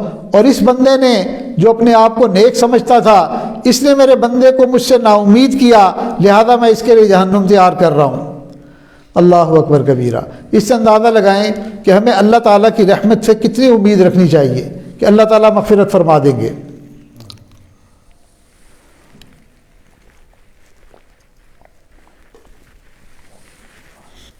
ایک حدیث مبارکہ ہم پہلے سنتے تھے تو سمجھ میں نہیں آتی تھی، آج کے دور میں اس کو سمجھنا ذرا آسان ہو گیا۔ ابو موسیٰ اشعری رحمۃ اللہ علیہ نے اس کو نقل فرمایا ہے، مسلم شریف اور کنز العمال کی حدیث ہے، یجیء یوم القیامت ناس من المسلمین بذنوب امثال الجبال، قیامت کے دن مسلمانوں میں سے کچھ لوگ آئیں گے جن کے گناہ پہاڑوں کی طرح بڑے ہوں گے، فیغفر اللہ لہم ویضعها علی الیہود والنصارى، اللہ ان کے گناہوں کو معاف فرما دیں گے اور ان کے گناہوں کا بوجھ یہود اور نصارہ پر ڈال دیں گے۔ اب شروع میں جب یہ حدیث ہم پڑھتے تھے تو دل میں ایک وسوسہ سا آتا تھا کہ دس از ناٹ فیئر، یہ تو انصاف تو نہ ہوا نا کہ کرتوت مسلمانوں کے اور یہود اور نصارہ کے اوپر ڈال دیں گے۔ مگر اب اللہ تعالیٰ نے ان حالات کے اندر آج ہم اپنی آنکھوں سے کچھ چیزیں دیکھ رہے ہیں تو اس حدیث کے اوپر جو ہے نا وہ ایمان پکا ہو گیا۔ آج واقعی اللہ تعالیٰ نے بتا دیا، مانتے تو پہلے بھی تھے مگر دل میں تھوڑا سا وسوسہ آتا تھا، ذرا مشکل لگتا تھا، سمجھنا مشکل تھی، مگر اب تو سمجھنا بھی آسان ہے۔ اب آپ بتائیں اگر کسی بدبخت نے یہ فیصلہ کیا کہ کوئی مسلمان عورت اس ملک کے اندر چہرہ نہیں ڈھانپ سکتی، ہے نا ایسے ملک جنہوں نے قانون بنا دیے ہیں کہ اس ملک میں نقاب لینا منع ہے، جو مسلمان عورت نقاب لے گی اس کو اتنا فائن ہوگا، اتنا جرمانہ ہوگا، تو اب بتائیں جتنی مسلمان عورتیں اس گناہ میں مبتلا ہوں گی تو اللہ تعالیٰ یہ گناہ کن پر ڈالیں گے؟ جنہوں نے جبراً اور ظلماً اس گناہ کو ان پر مسلط کیا۔ تو دیکھیں آج سے 1400 سال پہلے نبی علیہ السلام نے یہ بات ارشاد فرمائی، آج اللہ تعالیٰ ہمیں اپنی آنکھوں سے اس کی عملی صورت دکھا رہے ہیں کہ اب جتنوں کے چہرے کھلیں گے تو گناہ کس کے اوپر جائے گا۔ چنانچہ کسی نے اپنے ملک میں کہہ دیا یہ لمبی داڑھی والے اچھے نہیں ہوتے، اب اس کی وجہ سے جو لوگ خوف زدہ ہو کر یا اس سے مجبور ہو کر داڑھی چھوٹی کروائیں گے تو گناہ کس کے اوپر جائے گا؟ یہ آرڈر دینے والوں پر۔ تو اللہ تعالیٰ کے محبوب صلی اللہ علیہ وسلم نے فرما دیا کہ کچھ مسلمان قیامت میں ایسے ہوں گے کہ پہاڑوں کے برابر گناہ لے کر آئیں گے، اللہ ان کے گناہوں کو معاف فرما دیں گے اور ان گناہوں کا بوجھ یہود اور نصارہ پر ڈال دیں گے۔ اب اگر کوئی فحاشی کو جنہوں نے عام کیا، جنہوں نے ایسے چینل کھول دیے کہ جس میں ننگی فلمیں دکھائی جاتی ہیں، اب کون بندہ ہے کہ جو ان گناہوں کے اندر مبتلا ہو رہا ہے؟ اگر مسلمان مبتلا ہو رہے ہیں ایسی ویڈیوز اور ایسی فلمیں، آپ کو پتہ ہے کہ یہ پوری کی پوری انڈسٹری، اس کے پیچھے یہی لوگ ہوتے ہیں۔ جتنے بھی بےہودگی کے جتنے بھی ذرائع ہیں ان کی اگر آپ پیچھے چلے جائیں تو یہود نظر آئیں گے آپ کو۔ یہ ننگی فلمیں جو دکھائی جاتی ہیں، یہ پورن انڈسٹری جتنی بھی ہے، اس کے پیچھے یہودی دماغ ہے اس کا۔ وہ اپنے آپ کو تو انہوں نے ایک متبرک بنا کے لوگوں کے سامنے پیش کیا ہوا ہے، مگر ان کی نظر میں باقی دنیا کے انسانوں کی حیثیت کیڑے مکوڑوں کے برابر بھی نہیں۔ وہ کہتے ہیں ان کو برباد کرو، ان کو انہی چیزوں میں گندگی اور غلاظتوں میں ڈال کر یہ کمزور ہوں گے اور ان پر قبضہ کرنا اور حکومت کرنا ہمارے لیے آسان ہو جائے گا۔ تو دیکھو ان گناہوں میں مبتلا کرنے کی وجہ وہ بنیں گے اور کل قیامت کے دن اللہ تعالیٰ ان کو پکڑیں گے۔ تو آج وہ دور آ گیا ہے کہ کئی ملکوں میں مسلمانوں کو مسلمان بن کر رہنے نہیں دے رہے، ہماری عورتیں پردہ کرتی ہیں اور بوجھ ان کے دلوں پر پڑتا ہے، تو پھر وہ دیکھ لیں کہ ان کا حشر قیامت کے دن کیا ہوگا۔ اس لیے حدیث مبارکہ میں التائب من الذنب کمن لا ذنب لہ، کہ گناہوں سے توبہ کرنے والا ایسے ہے جیسے اس نے گناہ کیا ہی نہیں۔ اب ایک نئی زندگی کا آغاز توبہ کے بعد ہو جاتا ہے، جیسے پچھلے گناہ سارے کے سارے مٹ گئے، اب نئی زندگی۔ آپ دیکھیں کئی دفعہ موبائل فون کے اوپر بہت زیادہ میسیجز جمع ہو جاتے ہیں، آپ کا کوئی بھی واٹس ایپ کے اوپر، اس میں آپ گروپس کے اندر ہیں یا کسی بھی اس کے اوپر، تو بہت سے میسیجز جمع ہو جاتے ہیں، آپ چاہتے ہیں کہ اب ان کو ہم مٹا دیں، ان کو ڈیلیٹ کر دیا جائے۔ چنانچہ ایک ڈیلیٹ کی کمانڈ ہوتی ہے، آپ وہ دیتے ہیں، بٹن دباتے ہیں اور وہ سارے کے سارے میسیجز بالکل صاف، بالکل ختم۔ تو یہ توبہ بھی ڈیلیٹ کمانڈ کی طرح ہے، جیسے ڈیلیٹ کا بٹن سارے میسیجز کو بالکل مٹا دیتا ہے، اسی طرح سچی پکی توبہ یہ انسان کی زندگی کے سارے گناہوں کو بالکل صاف کر دیتی ہے، بالکل مٹا دیتی ہے۔ تو اللہ تعالیٰ نے کتنا آسان معاملہ کر دیا۔ آج اگر ہم اپنے گناہوں کا جائزہ لیں اور گناہوں کو سوچیں اور پھر اپنے گناہوں کی فائل کو ڈیلیٹ کرتے چلے جائیں، کتنی فائلیں ہم نے کھولی ہوئی ہیں زندگی کے اندر۔ کسی کے ساتھ جھگڑے اور فساد کی فائل کھولی ہوئی ہے، کسی کے ساتھ بغض اور عناد کی فائل کھولی ہوئی ہے، تو ڈیلیٹ کے بٹن دباتے چلے جائیں تاکہ یہ فائلیں صاف ہوتی چلی جائیں۔ کسی کے ساتھ نفسانی محبت کی فائل کھولی ہوئی ہے، دل ہی دل میں کسی کو پسند کیا جا رہا ہے، کسی کی تصویر اچھی لگتی ہے، کسی کی شکل اچھی لگتی ہے، کسی کا گانا اچھا لگتا ہے۔ اب یہ ایک فائل تو کھلی ہوئی ہے نا، خفیہ فائل، اللہ کو تو پتہ ہے۔ یہ میسیجز دنیا والوں سے تو چھپ جاتے ہیں، مگر دل میں کھلی ہوئی جتنی بھی فائلیں ہیں یہ سب کے سب اللہ تعالیٰ ان کو پڑھ رہے ہوتے ہیں۔ مجھے جی فلاں اداکارہ بڑی اچھی لگتی ہے، فلاں گانے والی بڑی اچھی لگتی ہے، فلاں کے چہرے کی معصومیت بڑی اچھی لگتی ہے۔ کچھ لوگ تو اظہار کر دیتے ہیں اور کچھ اظہار نہیں کرتے، دل ہی دل میں ان بتوں کی پرورش پال رہے ہوتے ہیں، ان بتوں کو پوج رہے ہوتے ہیں۔ خفیہ محبتیں دل میں چھپائی ہوئی ہیں، اگرچہ کرنے پر نہ قدرت ہو، رسائی نہ ہو، مگر دل ہی دل میں اس گناہ میں بندہ مبتلا ہو رہا ہوتا ہے۔ اس لیے یہ جو سیل فون ہے یہ سمجھ لیں گناہوں کا ایک بہت بڑا ہیڈ کوارٹر ہے۔ یہ سارے گناہ یہیں سے وجود میں آتے ہیں آج کے دور کے اندر۔ آج پہلے زمانے میں گناہ کرنے کے لیے سینما جانا پڑتا تھا، سینمے کی لائن میں اگر کوئی داڑھی والا بندہ، کوئی پگڑی والا، کوئی ٹوپی والا، کوئی مدرسے والا کھڑا ہوتا تو ویسے ہی وہ بیچارہ شرم سے ڈوب مرنے کو اس کا دل چاہتا کہ مجھے کسی نے دیکھ لیا، کسی محلے والے نے دیکھ لیا، قاری صاحب نے دیکھ لیا، مدرسے کے کسی طالب علم نے دیکھ لیا، میں تو وہیں مر گیا۔ پہلے گناہ کرنے کے لیے کلبوں میں جانا پڑتا تھا، پہلے گناہ کرنے کے لیے مواقع پہ۔ آج تو یہ سیل فون کی شکل میں یہ پوری کی پوری انڈسٹری، غلاظت کی انڈسٹری ہماری جیبوں کے اندر آ گئی، ہمارے بستروں کے اندر، ہماری رضائیوں کے اندر، ہماری تنہائیوں میں۔ بچے کے پاس بھی ہے، بچی کے پاس بھی ہے، ماں کے پاس بھی ہے، باپ کے پاس بھی ہے، دادی کے پاس بھی ہے، دادا کے پاس بھی ہے، کوئی نہیں بچا ہوا۔ اور یہ فائلیں سب کی کھلی ہوئی ہیں اور سب کو اللہ تعالیٰ کو سب کا پتہ ہے۔ اس لیے ہم ڈیلیٹ کا بٹن، یہ توبہ کرتے رہیں، معافی مانگتے رہیں۔ جتنا مرضی ہم اپنے آپ کو نیک اور پارسا سمجھیں، نہ چاہتے ہوئے بھی ہم 100% ٹھیک چیزیں بھی دیکھ رہے ہوں، کوئی نہ کوئی بیچ میں غلاظت آ جاتی ہے، کوئی نہ کوئی گندگی آ جاتی ہے، کوئی نہ کوئی میوزک کان کے اندر پڑ جاتا ہے، نہ چاہتے ہوئے بھی 100 طرح کے حرام کانوں میں پڑ جاتے ہیں۔ اور اتنے بھی ہم نیک اور پاک باز نہیں ہے کہ نہ چاہتے ہو، کئی دفعہ دل اندر سے چاہ رہا ہوتا ہے، ماحول اور معاشرے کے دباؤ کی وجہ سے، یہ چلیں کسی بھی دباؤ کی وجہ سے ہم نہیں دیکھتے، مگر دل ابھی اتنا ہمارا تزکیہ نہیں ہوا ہوا۔ تو اس لیے ہمیں ہر وقت توبہ کرنی ہے۔ یہ توبہ کوئی ایک وقت کا وظیفہ نہیں ہے، آج کے دور میں یہ توبہ 24 گھنٹے کا وظیفہ ہے، یہ روزانہ کا وظیفہ ہے، یہ صبح اور شام کا وظیفہ ہے۔ جیسے پہلے وقت میں ذکر کی تسبیح کرنی پڑتی تھی، یوں سمجھ لیں کہ آج کے دور میں ہر بندے پر توبہ کی تسبیح کرنا بھی فرض ہے۔ وہ بڑے لوگ تھے جو سبحان اللہ، الحمدللہ، اللہ اکبر، درود شریف کی تسبیحاں پڑھا کرتے تھے۔ آج ہم جن حالات میں اور جن کیفیات میں آج ہم زندگی گزار رہے ہیں، آج ہمیں صبح شام توبہ کی تسبیح پڑھنے کی ضرورت ہے، یہ ہمارے اوپر فرض ہے، باقی وہ مستحب ہے، درود شریف کی تسبیح پڑھنا، تیسرے کلمے کی پڑھنا، باقی وظائف پڑھنا، مگر یہ توبہ کی تسبیح پڑھنا تو ہم سب پر فرض ہے۔ چاہتے نہ چاہتے ہوئے اتنے گناہ ہوتے ہیں جس کا کوئی اندازہ ہی نہیں، صرف آنکھ کا گناہ نہیں، زبان کے گناہ، کانوں کے گناہ، سوچ کے گناہ، خیالات کے گناہ، اتنی ونڈوز ہم نے گناہ کی کھولی ہوئی ہیں کہ جس کا کوئی اندازہ ہی نہیں۔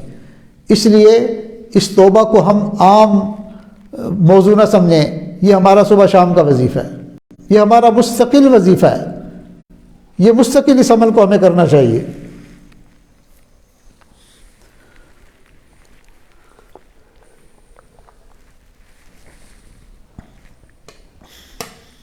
اور اللہ چاہتے بھی یہی ہیں کہ میرے بندے تم توبہ کرو، میں تمہاری توبہ کو قبول کرتا ہوں۔ سنیے، اللہ تعالیٰ بندے کی توبہ کے منتظر رہتے ہیں۔ ابو موسیٰ اشعری رضی اللہ تعالیٰ عنہ روایت کرتے ہیں کہ نبی علیہ السلام نے ارشاد فرمایا کہ اللہ رب العزت رات کو اپنی رحمت کا ہاتھ پھیلاتے ہیں کہ اے دن کے گناہ کرنے والے تو توبہ کر لے۔ وَيَبْسُطُ يَدَهُ بِالنَّهَارِ لِيَتُوبُ مَسِيءُ اللَّيْلِ حَتَّى تَطْلَعَ الشَّمْسُ، اور دن کو اپنی رحمت کا ہاتھ پھیلاتے ہیں کہ اے رات کے گناہ گار توبہ کر لے حتیٰ کہ سورج مغرب سے طلوع ہوگا۔ تو سورج جب مغرب سے طلوع ہوگا اس وقت تک ایسا ہوگا کہ رات کو رحمت کا ہاتھ پھیلائیں گے کہ دن کو گناہ کرنے والے توبہ کر لے، اور دن کو رحمت کا ہاتھ پھیلائیں گے کہ رات کے گناہ کرنے والے توبہ کر لے، جب تک سورج مغرب سے نہ طلوع ہونے لگ جائے قرب قیامت سے پہلے۔ اللہ تعالیٰ کی طرف سے یہ ندائیں آتی رہیں گی۔ اب خوش قسمت ہے وہ بندہ جو اس رحمت سے فائدہ اٹھا لے۔ اللہ تعالیٰ تو معاف کرنے پر تلے ہوئے ہیں، اللہ کی مغفرت تو بہانے تلاش کرتی ہے اپنے بندوں کو معاف کرنے کے، اللہ کی مغفرت تو ہمیں بلا رہی ہے۔ اب اگر ہم نہیں اس پر لبیک کہیں گے تو ہمارا اپنا ہی نقصان ہے۔ جو بندہ توبہ کرتا ہے وہ کئی مرتبہ توبہ ہی کے ذریعے اللہ تعالیٰ کا پیارا بن جاتا ہے، اللہ کا محبوب بن جاتا ہے۔ سنیے حدیث مبارکہ، حضرت علی رضی اللہ تعالیٰ عنہ روایت کرتے ہیں ان اللہ تعالی یحب العبد المؤمن المفتن التواب، کہ اللہ اس بندے سے محبت فرماتے ہیں۔ یحب العبد یہ مضارع کا صیغہ ہے، مضارع کا مطلب ہوتا ہے کہ اللہ محبت کرتے ہیں اور محبت کرتے رہیں گے، یعنی جس کے اندر حال اور استقبال دونوں معنی ہوں اسے مضارع کہتے ہیں۔ تو یہ بھی مضارع کا صیغہ ہے کہ اللہ تعالیٰ اس بندے سے محبت فرماتے ہیں، اور صیغہ بتا رہا ہے کہ محبت فرماتے رہیں گے۔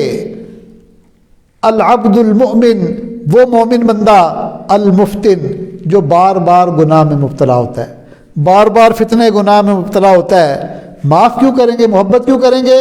التواب، وہ توبہ بھی پھر بار بار کرتا ہے، اگرچہ بار بار گناہ کر بیٹھتا ہے، بار بار اس سے گناہ سرزد ہو جاتا ہے، مگر وہ توبہ کرنا نہیں چھوڑتا۔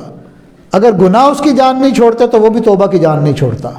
اندازہ لگائیں یہ بار بار توبہ کرنا یہ کتنا محبوب عمل ہے کہ اللہ کے محبوب فرما رہے ہیں کہ اللہ اس بندے سے محبت فرماتے ہیں، محبت فرماتے رہیں گے کہ جو بندہ گناہ میں ملوث ہوا مگر توبہ کر لی، اس لیے کہ اللہ رب العزت فرماتے ہیں کہ اگرچہ یہ میرا بندہ گناہ میں مبتلا ہے لیکن یہ گر گیا، مگر اس کے بعد یہ گر کر پھر کھڑا ہو گیا، پھر مجھ سے معافی مانگ رہا ہے، یہ میری طلب میں ہے، یہ چاہتا ہے کہ میں اس سے راضی ہو جاؤں، اللہ بھی پھر اس کو توبہ معاف کرتے ہوئے نہیں تھکیں گے۔ جب اللہ معاف کر کے نہیں تھکتے تو ہم توبہ کرنے سے کیوں تھک جاتے ہیں؟ ہم کیوں یہ سمجھتے ہیں جی اب تو میرے گناہ نہیں معاف ہونے، میں تو بار بار توبہ کرتا ہوں پھر گناہ ہو جاتا ہے۔ بھئی یہ حدیث جب اتنی واضح حدیث ہے کہ بندے سے اگر بار بار گناہ ہوتا ہے تو وہ بار بار توبہ کرتا رہے۔ دیکھیں اگر ایک آدمی کو پیٹ اس کا لوز ہو جائے، موشن لگ جائیں، ایک دفعہ واش روم میں گیا، 15 منٹ کے بعد دوبارہ جانا پڑ گیا، آدھے گھنٹے کے بعد پھر جانا پڑ گیا، پھر 20 منٹ کے بعد جانا پڑ گیا، اب وہ تنگ آ کر کے جی مجھ سے اب نہیں جایا جاتا، میں نے اب نہیں دھونا، تو کوئی عقل مند اس کو کہے گا کہ ٹھیک ہے انہی گندے کپڑوں میں اسی غلیظ بستر پر پڑے رہو ساری رات؟ نہیں، کوئی بات نہیں، وہ کہے گا جی جانے کا کیا فائدہ، جاؤں گا تو 20 منٹ کے بعد دوبارہ مجھے موشن ہو جائیں گے، 1 گھنٹے کے بعد دوبارہ ہو جائیں گے، تو بھائی جب دوبارہ ہوں گے دوبارہ دھو لینا، جب تک طاقت اور ہمت ہے تم دھوتے رہو، اس لیے کہ یہ تو کوئی عقل مندی نہیں کہ تم اسی غلاظت میں ہی پڑے رہو۔ اسی طرح توبہ کرتے ہوئے بھی بندہ یہ نہ سوچے جی میں توبہ کروں گا پھر گناہ ہو جائے گا، اور کی فائدہ جی توبہ کرنے کا، پھر میرے کو گناہ ہو جانا ہے۔ بھئی جتنی مرتبہ بھی ہوتا ہے ہو جائے، ابھی تو اس غلاظت سے اپنے آپ کو پاک کرو، ابھی تو اس گندگی سے اپنے آپ کو پاک کرو، پھر ہو گئی پھر معاف مانگ لینا۔ جب تک سورج مغرب سے طلوع نہیں ہوتا اللہ نے یہ توبہ کا دروازہ کھلا رکھا ہے۔ اس لیے ہم گناہ سے اگر ہماری جان نہیں چھوٹتی تو ہم توبہ کا دامن تھامے رکھیں، اللہ کی رحمت سے نا امید نہ ہو، اور بار بار اللہ تعالیٰ سے معافی مانگیں۔ اب ذرا سنیے کہ توبہ کرنے پر اللہ کتنے خوش ہوتے ہیں۔ حدیث پاک میں ہے، اللہ رب العزت حدیث پاک میں آتا ہے کہ ایک بندہ دوپہر کے وقت وہ کسی ریگستان کے اندر کسی سائے میں سو رہا ہے۔ اب جب اس کی آنکھ کھلتی ہے تو وہ دیکھتا ہے کہ میری اونٹنی بھی غائب اور میرا سامان بھی چلا گیا اور پانی بھی چلا گیا۔ اب دور دور تک آبادی کا کوئی نام و نشان نہیں، تپتی بھی دوپہر ہے، ریگستان ہے۔ تو اس بندے کو اپنی موت بالکل اپنی آنکھوں کے سامنے نظر آتی ہے کہ نہ پینے کے لیے پانی، نہ جینے کے لیے پانی، نہ میری سواری کا جانور، اب تو میری موت پکی ہے۔ اور وہ اسی پریشانی میں بیٹھا ہوتا ہے، اچانک اسے اپنی اونٹنی دور سے آتی ہوئی نظر آتی ہے اور وہ بے ساختہ اس کی طرف بھاگتا ہے خوشی کے عالم میں۔ تو اس وقت اس بندے کو جتنی خوشی ہوتی ہے، اللہ کے محبوب نے فرمایا ہے جب کوئی گناہ گار اپنے گناہوں پر نادم اور شرمندہ ہو کر اللہ کی طرف واپس آتا ہے تو جیسے اس بندے کو اپنی سامان کی اونٹنی واپس ملنے پر خوشی ہوتی ہے، اللہ کو اس سے زیادہ اس بندے کے توبہ کرنے پر خوشی ہوتی ہے۔ اللہ اکبر کبیرہ۔ اور ایک حدیث پاک میں آتا ہے اللہ اشد فرحا من التوبۃ التائب من الزمان الوارد، کہ ایک بندہ بڑا پیاسا ہو اور سخت پیاس میں اس کو ٹھنڈا پانی مل جائے تو جتنی خوشی ہوتی ہے، فرمایا کہ اس سے زیادہ اللہ تعالیٰ کو بندے کی توبہ پر خوشی ہوتی ہے۔ ومن العقیم الوالد، اور اگر کوئی عورت جو بانجھ تھی پھر اللہ نے اس کو امید لگا دی، ایک عورت جس کی 20 سال شادی کو ہو گئے اور 20 سال تک اولاد کا کوئی نام و نشان نہیں، لوگوں نے بھی کہنا شروع کر دیا بانجھ ہے اس کی اولاد نہیں ہو سکتی، اچانک اللہ تعالیٰ اسے خوشی کی امید لگا دیں تو اس عورت کا دل کتنا کھل جائے گا، کتنی خوشی ہوگی۔ جتنی اس عورت کو خوشی ہوگی 20 سال کے بعد اولاد کی، اس سے زیادہ خوشی اللہ تعالیٰ کو اس وقت ہوتی ہے جب کوئی بندہ توبہ کرتا ہے، اللہ تعالیٰ سے اپنے گناہوں کی معافی مانگتا ہے، اللہ کو اس سے زیادہ خوشی ہوتی ہے۔ وَمِنَ الضَّالِّ الْوَاجِدِ فَمَنْ تَابَ إِلَى اللَّهِ تَوْبَةً نَصُوحًا، اور تیسرا فرمایا راستہ بھول جانے والا جب مایوس ہو چکا ہو پھر اس کو راستہ مل جائے تو جتنا اس کو خوشی ہوتی ہے اللہ تعالیٰ توبہ کرنے والے بندے سے اس سے زیادہ خوش ہوتے ہیں۔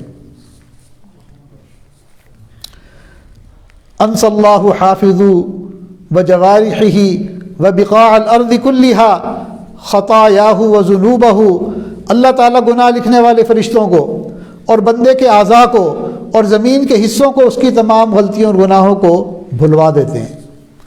دیکھیں قیامت کے دن فرشتے بھی گواہ دیں گے، انسان کے اپنے ہاتھ پاؤں بھی گواہی دیں گے۔ الیوم نختم علی افواہہم وتکلمنا ایدیہم ونشہد ارجلہم بما کانوا یکسبون، کہ قیامت کے دن ان کے منہوں پر مہر لگا دی جائے گی، ہاتھ گواہی دیں گے، رانیں گواہی دیں گی کہ کیا کرتے رہے۔ اللہ تعالیٰ جب کسی بندے کی توبہ کو قبول کر لیتے ہیں تو حدیث میں فرمایا کہ اللہ تعالیٰ گناہ لکھنے والے فرشتوں کو اور بندے کے اعضاء کو اور زمین کے حصوں کو بھی اس کی تمام غلطیاں اور گناہ بھلا دیتے ہیں، تاکہ نہ کوئی گواہی دے، نہ اس کو شرمندہ ہونا پڑے، نہ اس کو کسی کے سامنے شرمندگی اٹھانی پڑے۔ اللہ اکبر کبیرہ، اللہ اکبر کبیرہ۔ اتنا کریم مالک، اتنا مہربان پروردگار، اتنا سچا دوست، ہم اس سچے دوست کو چھوڑ کر جھوٹوں کے پیچھے بھاگتے پھرتے ہیں، بے وفاؤں کے پیچھے بھاگتے پھرتے ہیں، جن کے دل میں 2 ٹکے کی ہماری حیثیت نہیں، جن کے دل میں کوئی وقت نہیں، ہم ان کے آگے ری کرتے ہیں مجھے یہ اس کی خوشنودی مل جائے، یہ مجھ سے راضی ہو جائے، ایک ایک کو راضی کرنے کے لیے دیوانوں کی طرح پھر رہے ہیں، اور وہ ہمارا کریم مالک، ہمارا مہربان اور سچا رفیق اور دوست اللہ کتنا مہربان ہے کہ وہ اتنا خوش ہوتا ہے ہمارے واپس لوٹنے پر، توبہ کرنے پر اتنا خوش ہوتا ہے۔ اللہ کی عظمت دیکھیں، اللہ کی شان دیکھیں، اور اللہ رب العزت کا اپنے بندے کی توبہ پر خوش ہونا دیکھیں۔ اور پھر اتنا راضی اور خوش ہوتا ہے کہ معافی نہیں کرتا، اللہ تعالیٰ اعضاء سے بھی بھلوا دیتا ہے، فرشتوں سے بھی بھلوا دیتا ہے، زمین کے ٹکڑوں سے بھی بھلوا دیتا ہے کہ اب میرے بندے نے مجھ سے صلح کر لی، اب میرے بندے نے مجھ سے دوستی کر لی، کسی کو حق نہیں پہنچتا اس کو تانا دے، کسی کو حق نہیں پہنچتا اب اس کو شرمندہ کرے، اب میرا اور میرے بندے کا معاملہ کلیئر ہو گیا، ہمارا حساب کتاب کلیئر ہو گیا، میرے اور میرے بندے کے درمیان کون ہے جو درمیان میں آئے؟ کسی کو حق نہیں کہ ہم دونوں کے درمیان میں کوئی آئے۔ اتنے کریم اور اتنے مہربان مالک کو چھوڑ کر پھر لوگوں کے آگے دھکے کھانا، میرے دوستو یہ بہت ہی زیادہ نقصان کا سودا ہے۔ ہم اپنے پروردگار کو، روٹھے ہوئے رب کو راضی کر لیں اور اللہ تعالیٰ سے وفا نبھائیں۔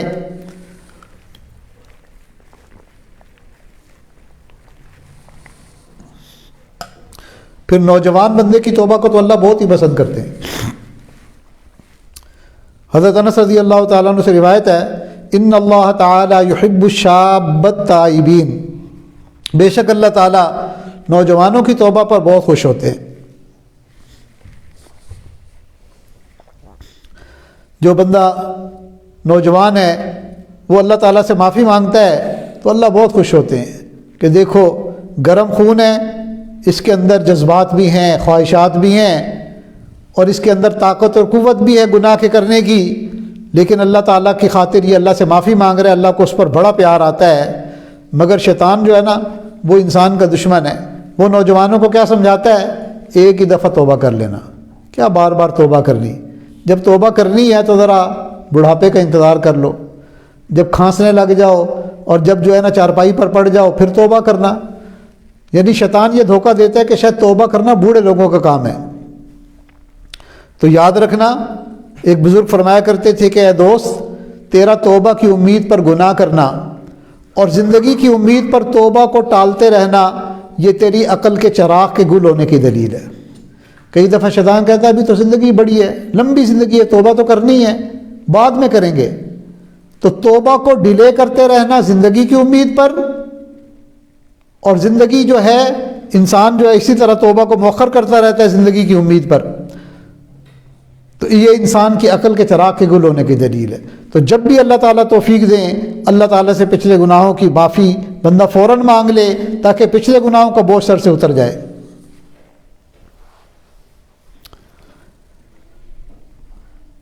کچھ گناہ انسان خفیہ کرتا ہے اور کچھ سب کے سامنے کرتا ہے، تو شریعت نے کہا کہ مخفی گناہوں کی مخفی توبہ اور اعلانیہ گناہوں کی اعلانیہ توبہ۔ چنانچہ امام احمد بن حنبل نے اپنی کتاب الزہد میں حدیث نقل کی ہے کہ اگر گناہ کیے ہوں تو توبہ کرو، خفیہ گناہ کی خفیہ توبہ، اور مجلس میں بیٹھ کے کیے ہوئے گناہ ہیں تو پھر مجلس میں بیٹھ کے معافی مانگو۔ قیامت کے دن توبہ کرنے والا بندہ وہ بے خوف ہوگا۔ حدیث پاک میں آتا ہے، نبی علیہ السلام نے فرمایا کہ اللہ رب العزت ارشاد فرماتے ہیں کہ جو اس دنیا میں مجھ سے بے خوف رہا، میں کسی بندے پر 2 امن جمع نہیں کروں گا اور نہ میں کسی بندے پر 2 خوف جمع کروں گا۔ یعنی جو بندہ دنیا میں مجھ سے بے خوف رہا وہ قیامت کے دن جب میں لوگوں کو جمع کروں گا تو خوف میں ہوگا، اور جو دنیا میں مجھ سے ڈرتا رہا، میرے خوف کی وجہ سے گناہوں سے توبہ کرتا رہا، میں اس بندے کو قیامت کے دن اپنے خوف سے امن عطا کروں گا۔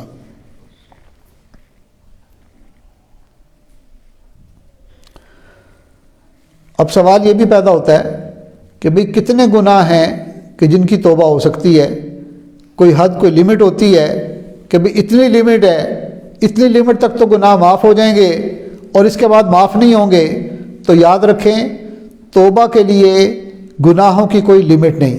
حضرت ابو ہریرہ رضی اللہ تعالیٰ عنہ راوی ہیں کہ نبی علیہ السلام نے ارشاد فرمایا، لو اخطأتم حتی تبلغ خطایاکم السماء، کہ اتنے گناہ اگر تم کر لو کہ اگر گناہ اٹھتے اٹھتے پہاڑ تو کیا آسمان تک بھی پہنچ جائیں، ثم تبتم لتاب اللہ علیکم، اگر تم پھر بھی توبہ کرو گے اللہ تمہارے سب گناہوں کو معاف فرما دیں گے۔ یعنی اتنے گناہ جمع ہو جائیں کہ جو آسمان تک پہنچ جائیں، پھر بھی اگر بندہ گناہوں سے توبہ کرے گا تو اللہ تعالیٰ معاف فرما دیں گے۔ البتہ جو حقوق العباد ہیں ان کے بارے میں بندے کو ذرا فکر مند رہنا چاہیے کہ قیامت کے دن جو ظلم ہوگا اور زیادتی ہوگی اس کے بدلے میں نیکیاں دینی پڑ جائیں گی۔ تو توبہ میں جلدی کرنی چاہیے۔ یہ توبہ میں ٹال مٹول یہ شیطان کا پکا حربہ ہے، اس کو توبہ کی امید انسان کو لگائے رکھتا ہے حتیٰ کہ موت آ جاتی ہے۔ حضرت عبد الرحمن بن عوف سے روایت ہے، التصویف شعار الشیطان یلقیہ فی قلوب المؤمنین، یہ ٹال مٹول کرنا شیطان کا شعار ہے جو وہ مومنوں کے دل میں ڈالتا رہتا ہے، یعنی توبہ کو بھی ٹلواتا رہتا ہے، توبہ کے بارے میں بھی دل میں یہ ڈالتا رہتا ہے کر لیں گے، کرنی تو ہے ہی صحیح، چلو پھر بعد میں کر لیں گے۔ تو اس لیے شیطان کے اس ہتھیار کو اپنے اوپر حاوی نہیں ہونا دینا چاہیے۔ آج بچوں کو کہیں کہ نیکی کا کام کرو، کسی بچی سے کہہ دینا بھئی نماز پڑھا کرو، نیکی کا کام کرو، تو وہ بھی آگے سے کہتی ہے میں کون سا دادی اماں بن گئی ہوں۔ یعنی بچیاں آج کی یہ سمجھتی ہے کہ شاید توبہ کرنا اور نیک بننا دادی اماؤں کا کام ہے، ہمارا تو کام ہی نہیں ہے، حالانکہ یہ توبہ سب کی ضرورت ہے۔ موت سے پہلے اور سورج کے طلوع ہونے سے پہلے پہلے بندے کی توبہ کی قبولیت کا وقت ہے۔ حدیث مبارکہ میں ہے ان اللہ تعالی یقبل توبۃ العبد ما لم یغرغر، بے شک اللہ تعالیٰ توبہ قبول کر لیتے ہیں جب تک غرغرہ نہ ہو۔ جب انسان پر موت کی سکرات طاری ہوتی ہے، مرض الموت طاری ہوتی ہے، تو اس وقت سانس تیز ہو جاتی ہے، تو تیز سانس کی وجہ سے حلق سے آواز آنے لگ جاتی ہے، اس کو غرغرہ کہتے ہیں۔ تو یہ جو گھنگرو بجتے ہیں نا، اس کے بجنے سے پہلے پہلے تک توبہ کا دروازہ کھلا ہوا ہے۔ اگر اس سے پہلے بندہ توبہ کر لے، اللہ اس کی توبہ بھی قبول فرما لیں گے، حتیٰ کہ پہاڑوں کے برابر آسمان کی بلندی تک بھی گناہ ہوں گے، اللہ تعالیٰ سب کے سب معاف فرما دیں گے۔ ورنہ یہ غرغرہ جب آیا تھا تو اس وقت تو فرعون نے بھی کہا تھا آمنت برب موسیٰ و ہارون، میں موسیٰ اور ہارون کے رب پر ایمان لاتا ہوں۔ اللہ رب العزت نے فرمایا الآن، اب نہیں ہو سکتا، اب تو دیر ہو گئی۔ تو کئی دفعہ بالکل موت کے بستر پر جا کر بندے کو ہوش آتی ہے، تو بھائی اس سے پہلے پہلے اللہ نے موقع دیا ہے، زندگی دی ہے، مہلت دی ہے، تو اس سے پہلے پہلے ہمیں فائدہ اٹھا لینا چاہیے۔ یہ نہ ہو کہ اتنی دیر ہو جائے کہ ہم تو توبہ کر رہے ہوں اور اللہ تعالیٰ کی طرف سے آ جائے الآن، اب تو میرے بندے دیر ہو گئی۔ اس لیے ہمیں موت سے پہلے پہلے توبہ کی نیت کرنی چاہیے۔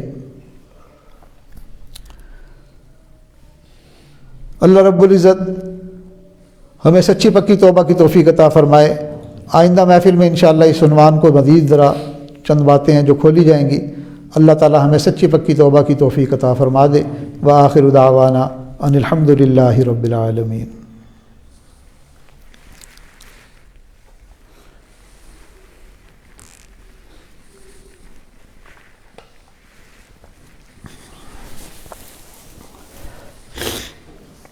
چونکہ توبہ کے عنوان پر ہی بات ہوئی ہے اور ہمیں احادیث مبارکہ سے پتہ بھی چل گیا کہ بندے کی توبہ پر اللہ تعالیٰ بہت خوش ہوتے ہیں، تو اللہ تعالیٰ کی اس خوشی سے فائدہ اٹھاتے ہوئے آج کی اس محفل میں ہم اپنے پچھلے سب گناہوں سے ایک دفعہ پھر سچی پکی توبہ کی نیت کر لیں اور آئندہ نیکوکاری والی پرہیزگاری والی زندگی گزارنے کا عزم اور ارادہ کریں۔ جیسی نیت ہوتی ہے اللہ تعالیٰ کی طرف سے ویسی مراد بندے کو مل جاتی ہے۔ توبہ کی نیت سے ان کلمات کو پیچھے پیچھے پڑھ لیجئے۔ جہاں تک یہ آواز جا رہی ہے خواتین بھی سن رہی ہیں، وہ بھی اپنی جگہ پر بیٹھے بیٹھے ان توبہ کے کلمات کو سچی نیت سے پڑھ لیں۔ بسم اللہ الرحمن الرحیم، لا الہ الا اللہ محمد الرسول اللہ، اشہد ان لا الہ الا اللہ واشہد ان محمدا عبدہ ورسولہ، آمنت باللہ وملائکتہ وکتبہ ورسلہ والیوم الآخر والقدر خیرہ وشرہ من اللہ تعالی والبعث بعد الموت، آمنت باللہ کما ہوا باسمائہ وصفاتہ وقبلت جمیع احکامہ اقرار باللسان وتصدیق بالقلب، استغفر اللہ ربی من کل ذنب واتوب الیہ، استغفر اللہ ربی من کل ذنب واتوب الیہ، وصلی اللہ تعالی علی خیر خلقہ سیدنا محمد وعلی آلہ واصحابہ اجمعین برحمتک یا ارحم الراحمین۔ تھوڑی دیر کے لیے اللہ تعالیٰ کی یاد میں آنکھیں بند کر لیجئے۔ یہ تصور کیجئے کہ اللہ کی رحمت آ رہی ہے، میرے دل میں سما رہی ہے، دل کی ظلمت اور سیاہی دور ہو رہی ہے، اور میرا دل کہہ رہا ہے اللہ اللہ اللہ۔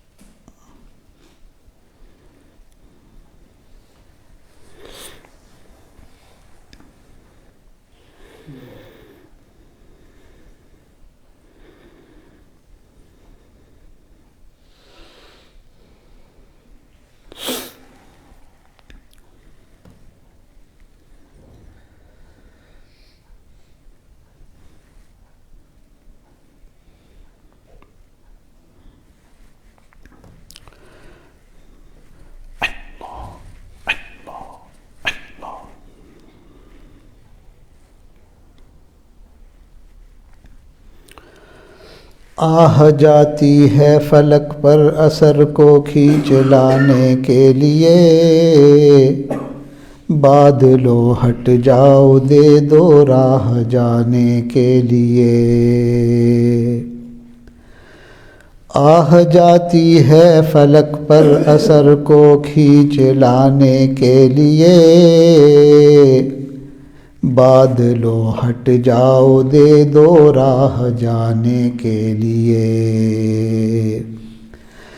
اے دعا فریاد کر عرش الہی تھام کے، اے خدا رخ پھیر دے اب گردش ایام کے۔ رحم کر اپنے نہ آئینے کرم کو بھول جا، ہم تجھے بھولے ہیں لیکن تو نہ ہم کو بھول جا۔ رحم کر اپنے نہ آئینے کرم کو بھول جا، ہم تجھے بھولے ہیں تو نہ ہم کو بھول جا۔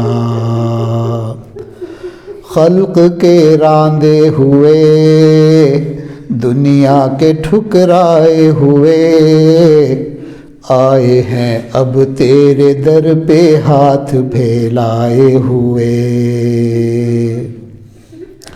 خوار ہیں بدکار ہیں ڈوبے ہوئے ذلت میں ہیں، جو بھی ہیں آقا تیرے محبوب کی امت میں ہیں۔ خوار ہیں بدکار ہیں ڈوبے ہوئے ذلت میں ہیں، جو بھی ہیں آقا تیرے محبوب کی امت میں ہیں۔ حق پرستوں کی اگر کی تو نے دل جوئی نہیں، تانا دیں گے بت کے مسلم کا خدا کوئی نہیں۔ حق پرستوں کی اگر کی تو نے دل جوئی نہیں، تانا دیں گے بت کے مسلم کا خدا کوئی نہیں۔ اے دعا فریاد کر عرش الہی تھام کے، اے خدا رخ پھیر دے اب گردش ایام کے، رحم کر اپنے نہ آئینے کرم کو بھول جا، ہم تجھے بھولے ہیں لیکن تو نہ ہم کو بھول جا۔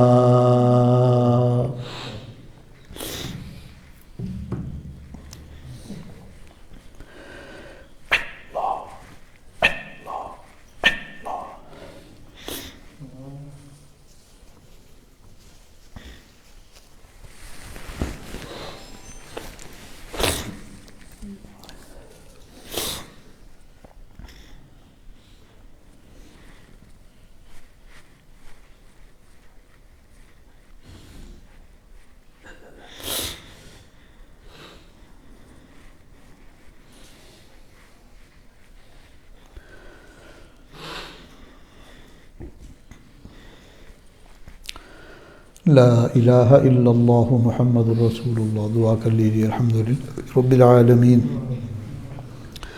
والعاقبۃ للمتقین والصلاة والسلام علی افضل الانبیاء والمرسلین، یا اول الاولین یا آخر الآخرین یا راحم المساکین یا ارحم الراحمین، یا حی یا قیوم برحمتک نستغیث۔ جزا اللہ عنا سیدنا محمد صلی اللہ علیہ وسلم ما هو اہلہ، یا رب صل وسلم دائما ابدا علی حبیبک خیر الخلق کلہم۔ استغفر اللہ الذی لا الہ الا هو الحی القیوم واتوب الیہ، استغفر اللہ الذی لا الہ الا هو الحی القیوم واتوب الیہ۔ نستغفرک اللہم من جمیع الذنوب والخطایا ونتوب الیک، لا ملجا ولا منجا ولا ملتجا منک الا الیک۔ اللہم انک عفو تحب العفو فاعف عنا، اللہم انک عفو تحب العفو فاعف عنا، اللہم انک عفو کریم تحب العفو فاعف عنا۔ اللہم انا نسألک الہدى والتقى والعفاف والغنى، اللہم انا نسألک رضاک والجنہ ونعوذ بک من سخطک والنار، ونعوذ بک من سخطک والنار۔ اللہم انا نعوذ بک من شرور انفسنا ومن شر کل شیطان مرید ومن شر کل جبار عنید ومن شر کل حاسد اذا حسد ومن شر کل دابۃ انت آخذ بناصیتها ان ربنا على صراط مستقیم۔ اعوذ باللہ السمیع العلیم من الشیطان الرجیم۔ اللہم انا نعوذ بک من شرور انفسنا ومن شر کل شیطان مرید ومن شر کل جبار عنید۔ اے مالک، ہم آپ کے عاجز اور مسکین بندے ہیں۔ اے اللہ، ہم اپنے گناہوں پر نادم اور شرمندہ ہیں، اپنے گناہوں کی معافی مانگتے ہیں، توبہ کرتے ہیں۔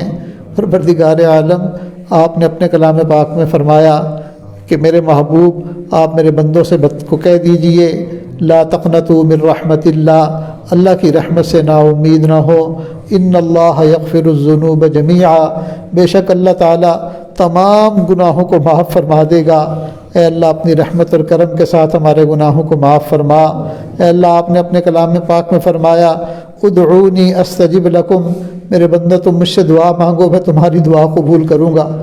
اے اللہ، آپ نے خود ہی فرمایا امن یجیب المضطر اذا دعا، کہ جب کوئی میرا بندہ، کوئی مضطر بندہ اپنے گناہوں پر نادم اور شرمندہ ہو کر مجھ سے تڑپ کر دعا مانگتا ہے، میں اس کی دعا کو قبول کرتا ہوں، میں اس کے قریب ہوں۔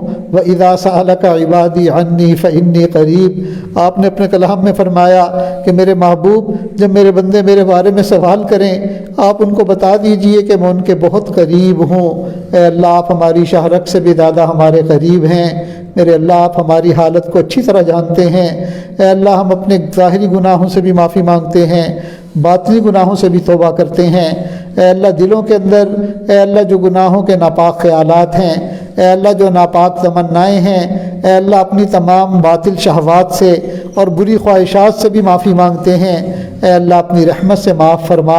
اے اللہ، جو گناہ دن میں کیے معاف فرما، جو راتوں میں کیے معاف فرما۔ اے اللہ، جو تنہائیوں میں کیے معاف فرما اور جو لوگوں کے سامنے کیے معاف فرما۔ اے اللہ، جو گناہ یاد ہیں ان کو بھی معاف فرما اور جو کر کے بھول چکے ان گناہوں کو بھی معاف فرما۔ اے اللہ، جن گناہوں کو گناہ سمجھ کر کیا ان کو بھی معاف فرما، اور بہت سے ایسے گناہ بھی ہیں کہ ہم ان گناہ کو گناہ تسلیم نہیں کرتے۔ میرے اللہ، گناہ تو ہر حال میں گناہ ہے، نافرمانی تو ہر حال میں گناہ نافرمانی ہے، اے اللہ معصیت تو ہر حال میں معصیت ہے۔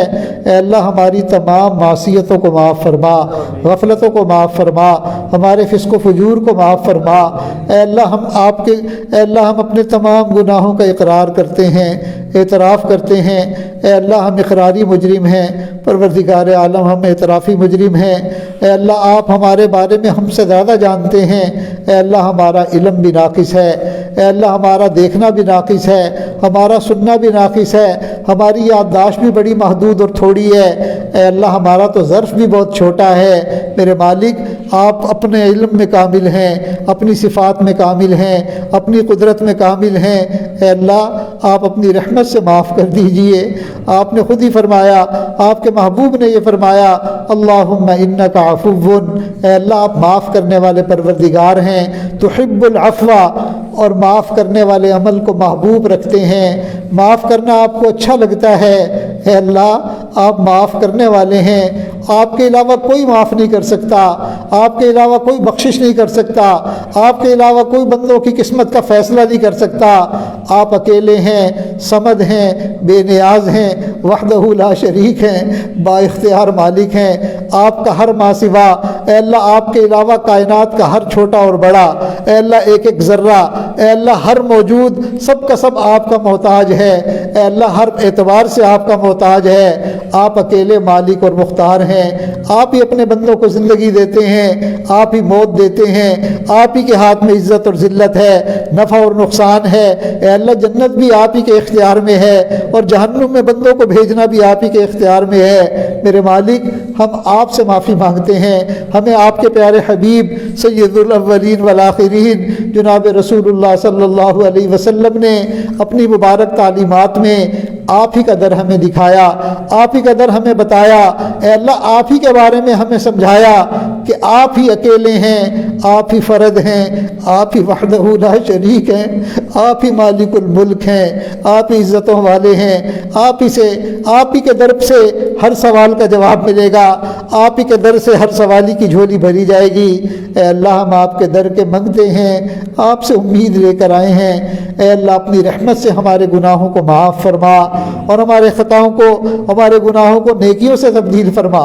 اے اللہ ہم اس درجے کے تو نہیں کہ نیک اعمال کے ذریعے اپنے نام اعمال کو بھر سکیں۔ اے اللہ آپ تو ہمارے ساتھ اپنی رحمت کی خفیہ تدبیر کا معاملہ کیجئے، ہمارے گناہوں کو نیکیوں سے بدل دیجئے، ہمارا بھی کام بن جائے گا۔ اے اللہ آپ بھی خوش ہو جائیں گے، آپ کے محبوب بھی خوش ہو جائیں گے۔ اے اللہ ہمیں قیامت کے دن اپنے محبوب کے سامنے کی ذلت سے بچا لینا، ان کے سامنے کی شرمندگی سے بچا لینا۔ اے اللہ جس محبوب نے ہماری خاطر اپنے جسم اطہر کا خون بہایا، ہماری خاطر اپنے دندان مبارک شہید کروائے، ہماری خاطر پوری پوری رات بل بلا کر روئے، اے اللہ ہماری خاطر خندق کے موقع پر پتھر باندھے، ہماری خاطر فاقے برداشت دیے۔ اے اللہ اس محبوب نے اگر قیامت کے دن ہمیں جہنمیوں کی صف میں کھڑا ہوا دیکھا، نافرمانوں کی صف میں کھڑا ہوا دیکھا، اے اللہ اگر ہمیں انہوں نے بدعتیوں کے صف میں کھڑا ہوا دیکھا، مشرکین کی صف میں کھڑا ہوا دیکھا، اس محبوب کے دل کو کتنی تکلیف ہوگی۔ اے اللہ آپ اپنے بندوں کو معاف کر کر خود بھی خوش ہو جائیے، اور اپنے محبوب کا دل بھی خوش کیجیے۔ اے اللہ کرم فرما دیجیے، اے اللہ رحمت فرما دیجیے، اے اللہ کرم کا معاملہ فرما۔ اے اللہ ہمارے گناہوں کو نیکیوں سے تبدیل فرما، اور ہمیں گناہ کی ذلت سے ہمیشہ کے لیے محفوظ فرما۔ اے اللہ معصیت کی ذلت سے محفوظ فرما، ہمیں طاعات کی عزت نصیب فرما۔ میرے مالک اپنی رحمت سے ہمارے بگاڑ کو دور فرما، اے اللہ بری عادات کو دور فرما۔ اے اللہ اس نفس کے ہاتھوں ہم تنگ آ چکے ہیں، اے اللہ ہم اس کا تزکیہ کرنے پر قدرت ہی نہیں رکھتے، اے اللہ کوششیں کر کر کے تھک چکے ہیں۔ اے اللہ آخر آپ نے بھی تو اپنے کلام پاک میں خود ہی فرمایا، وَلَوْلَا فَضْلُ اللَّهِ عَلَيْكُمْ وَرَحْمَتُهُ مَا زَكَىٰ مِنكُم مِّنْ أَحَدٍ أَبَدًا، اگر اللہ تعالیٰ کا فضل اور اس کی رحمت تمہارے شامل حال نہ ہو، تم میں سے کوئی بندہ اپنے نفس کا تزکیہ نہیں کر سکتا، اپنے آپ کو ستھرا نہیں کر سکتا۔ ولیکن اللہ یزکی من یشاء، اللہ جس کو چاہتے ہیں صاف کر دیتے ہیں، اللہ جس کا چاہتے ہیں تزکیہ کر دیتے ہیں۔ پھر اللہ آپ ہمارا تزکیہ بھی کر دیجئے، اے اللہ آپ ہمارا تزکیہ بھی کر دیجئے۔ اے اللہ ہم نے آپ کے ایک بندے، آپ کے ایک ولی کامل سے اپنے تعلق کو جوڑا تھا حضرت شیخ ذوالفقار احمد نقشبندی صاحب کے ساتھ کہ وہ ہمارا تزکیہ ہو جائے گا، ہمارا تصفیہ ہو جائے گا۔ اے اللہ اصل بات تو یہ ہے کہ ہم صدا کے نافرمان ہیں، صدا کے ناشکرے ہیں، صدا کے ناقدرے ہیں۔ ما عبدنا کا حق عبادتک، اے اللہ نہ ہم نے آپ کی عبادت کا حق ادا کیا، نہ ہم نے آپ کی قدر کی، نہ آپ کے محبوب صلی اللہ علیہ وسلم کی قدر کی، نہ ہم نے اپنے نیک ماں باپ کی قدر کی، نہ ہم نے دین اسلام کی قدر کی۔ اور اے اللہ آپ نے اتنا پیارا اور محبوب شیخ، اتنا شفیق اور محبت کرنے والا شیخ عطا کیا، اے اللہ ہم نے تو ان کی بھی قدر نہیں کی۔ اے اللہ ہمارا حال تو دم کی طرح ٹیڑے کا ٹیڑا ہی رہا۔ اے اللہ اب آپ کے سامنے اپنے گناہوں پر نادم اور شرمندہ ہو کر آپ کے دربار میں اے اللہ آپ کے سامنے حاضر ہیں۔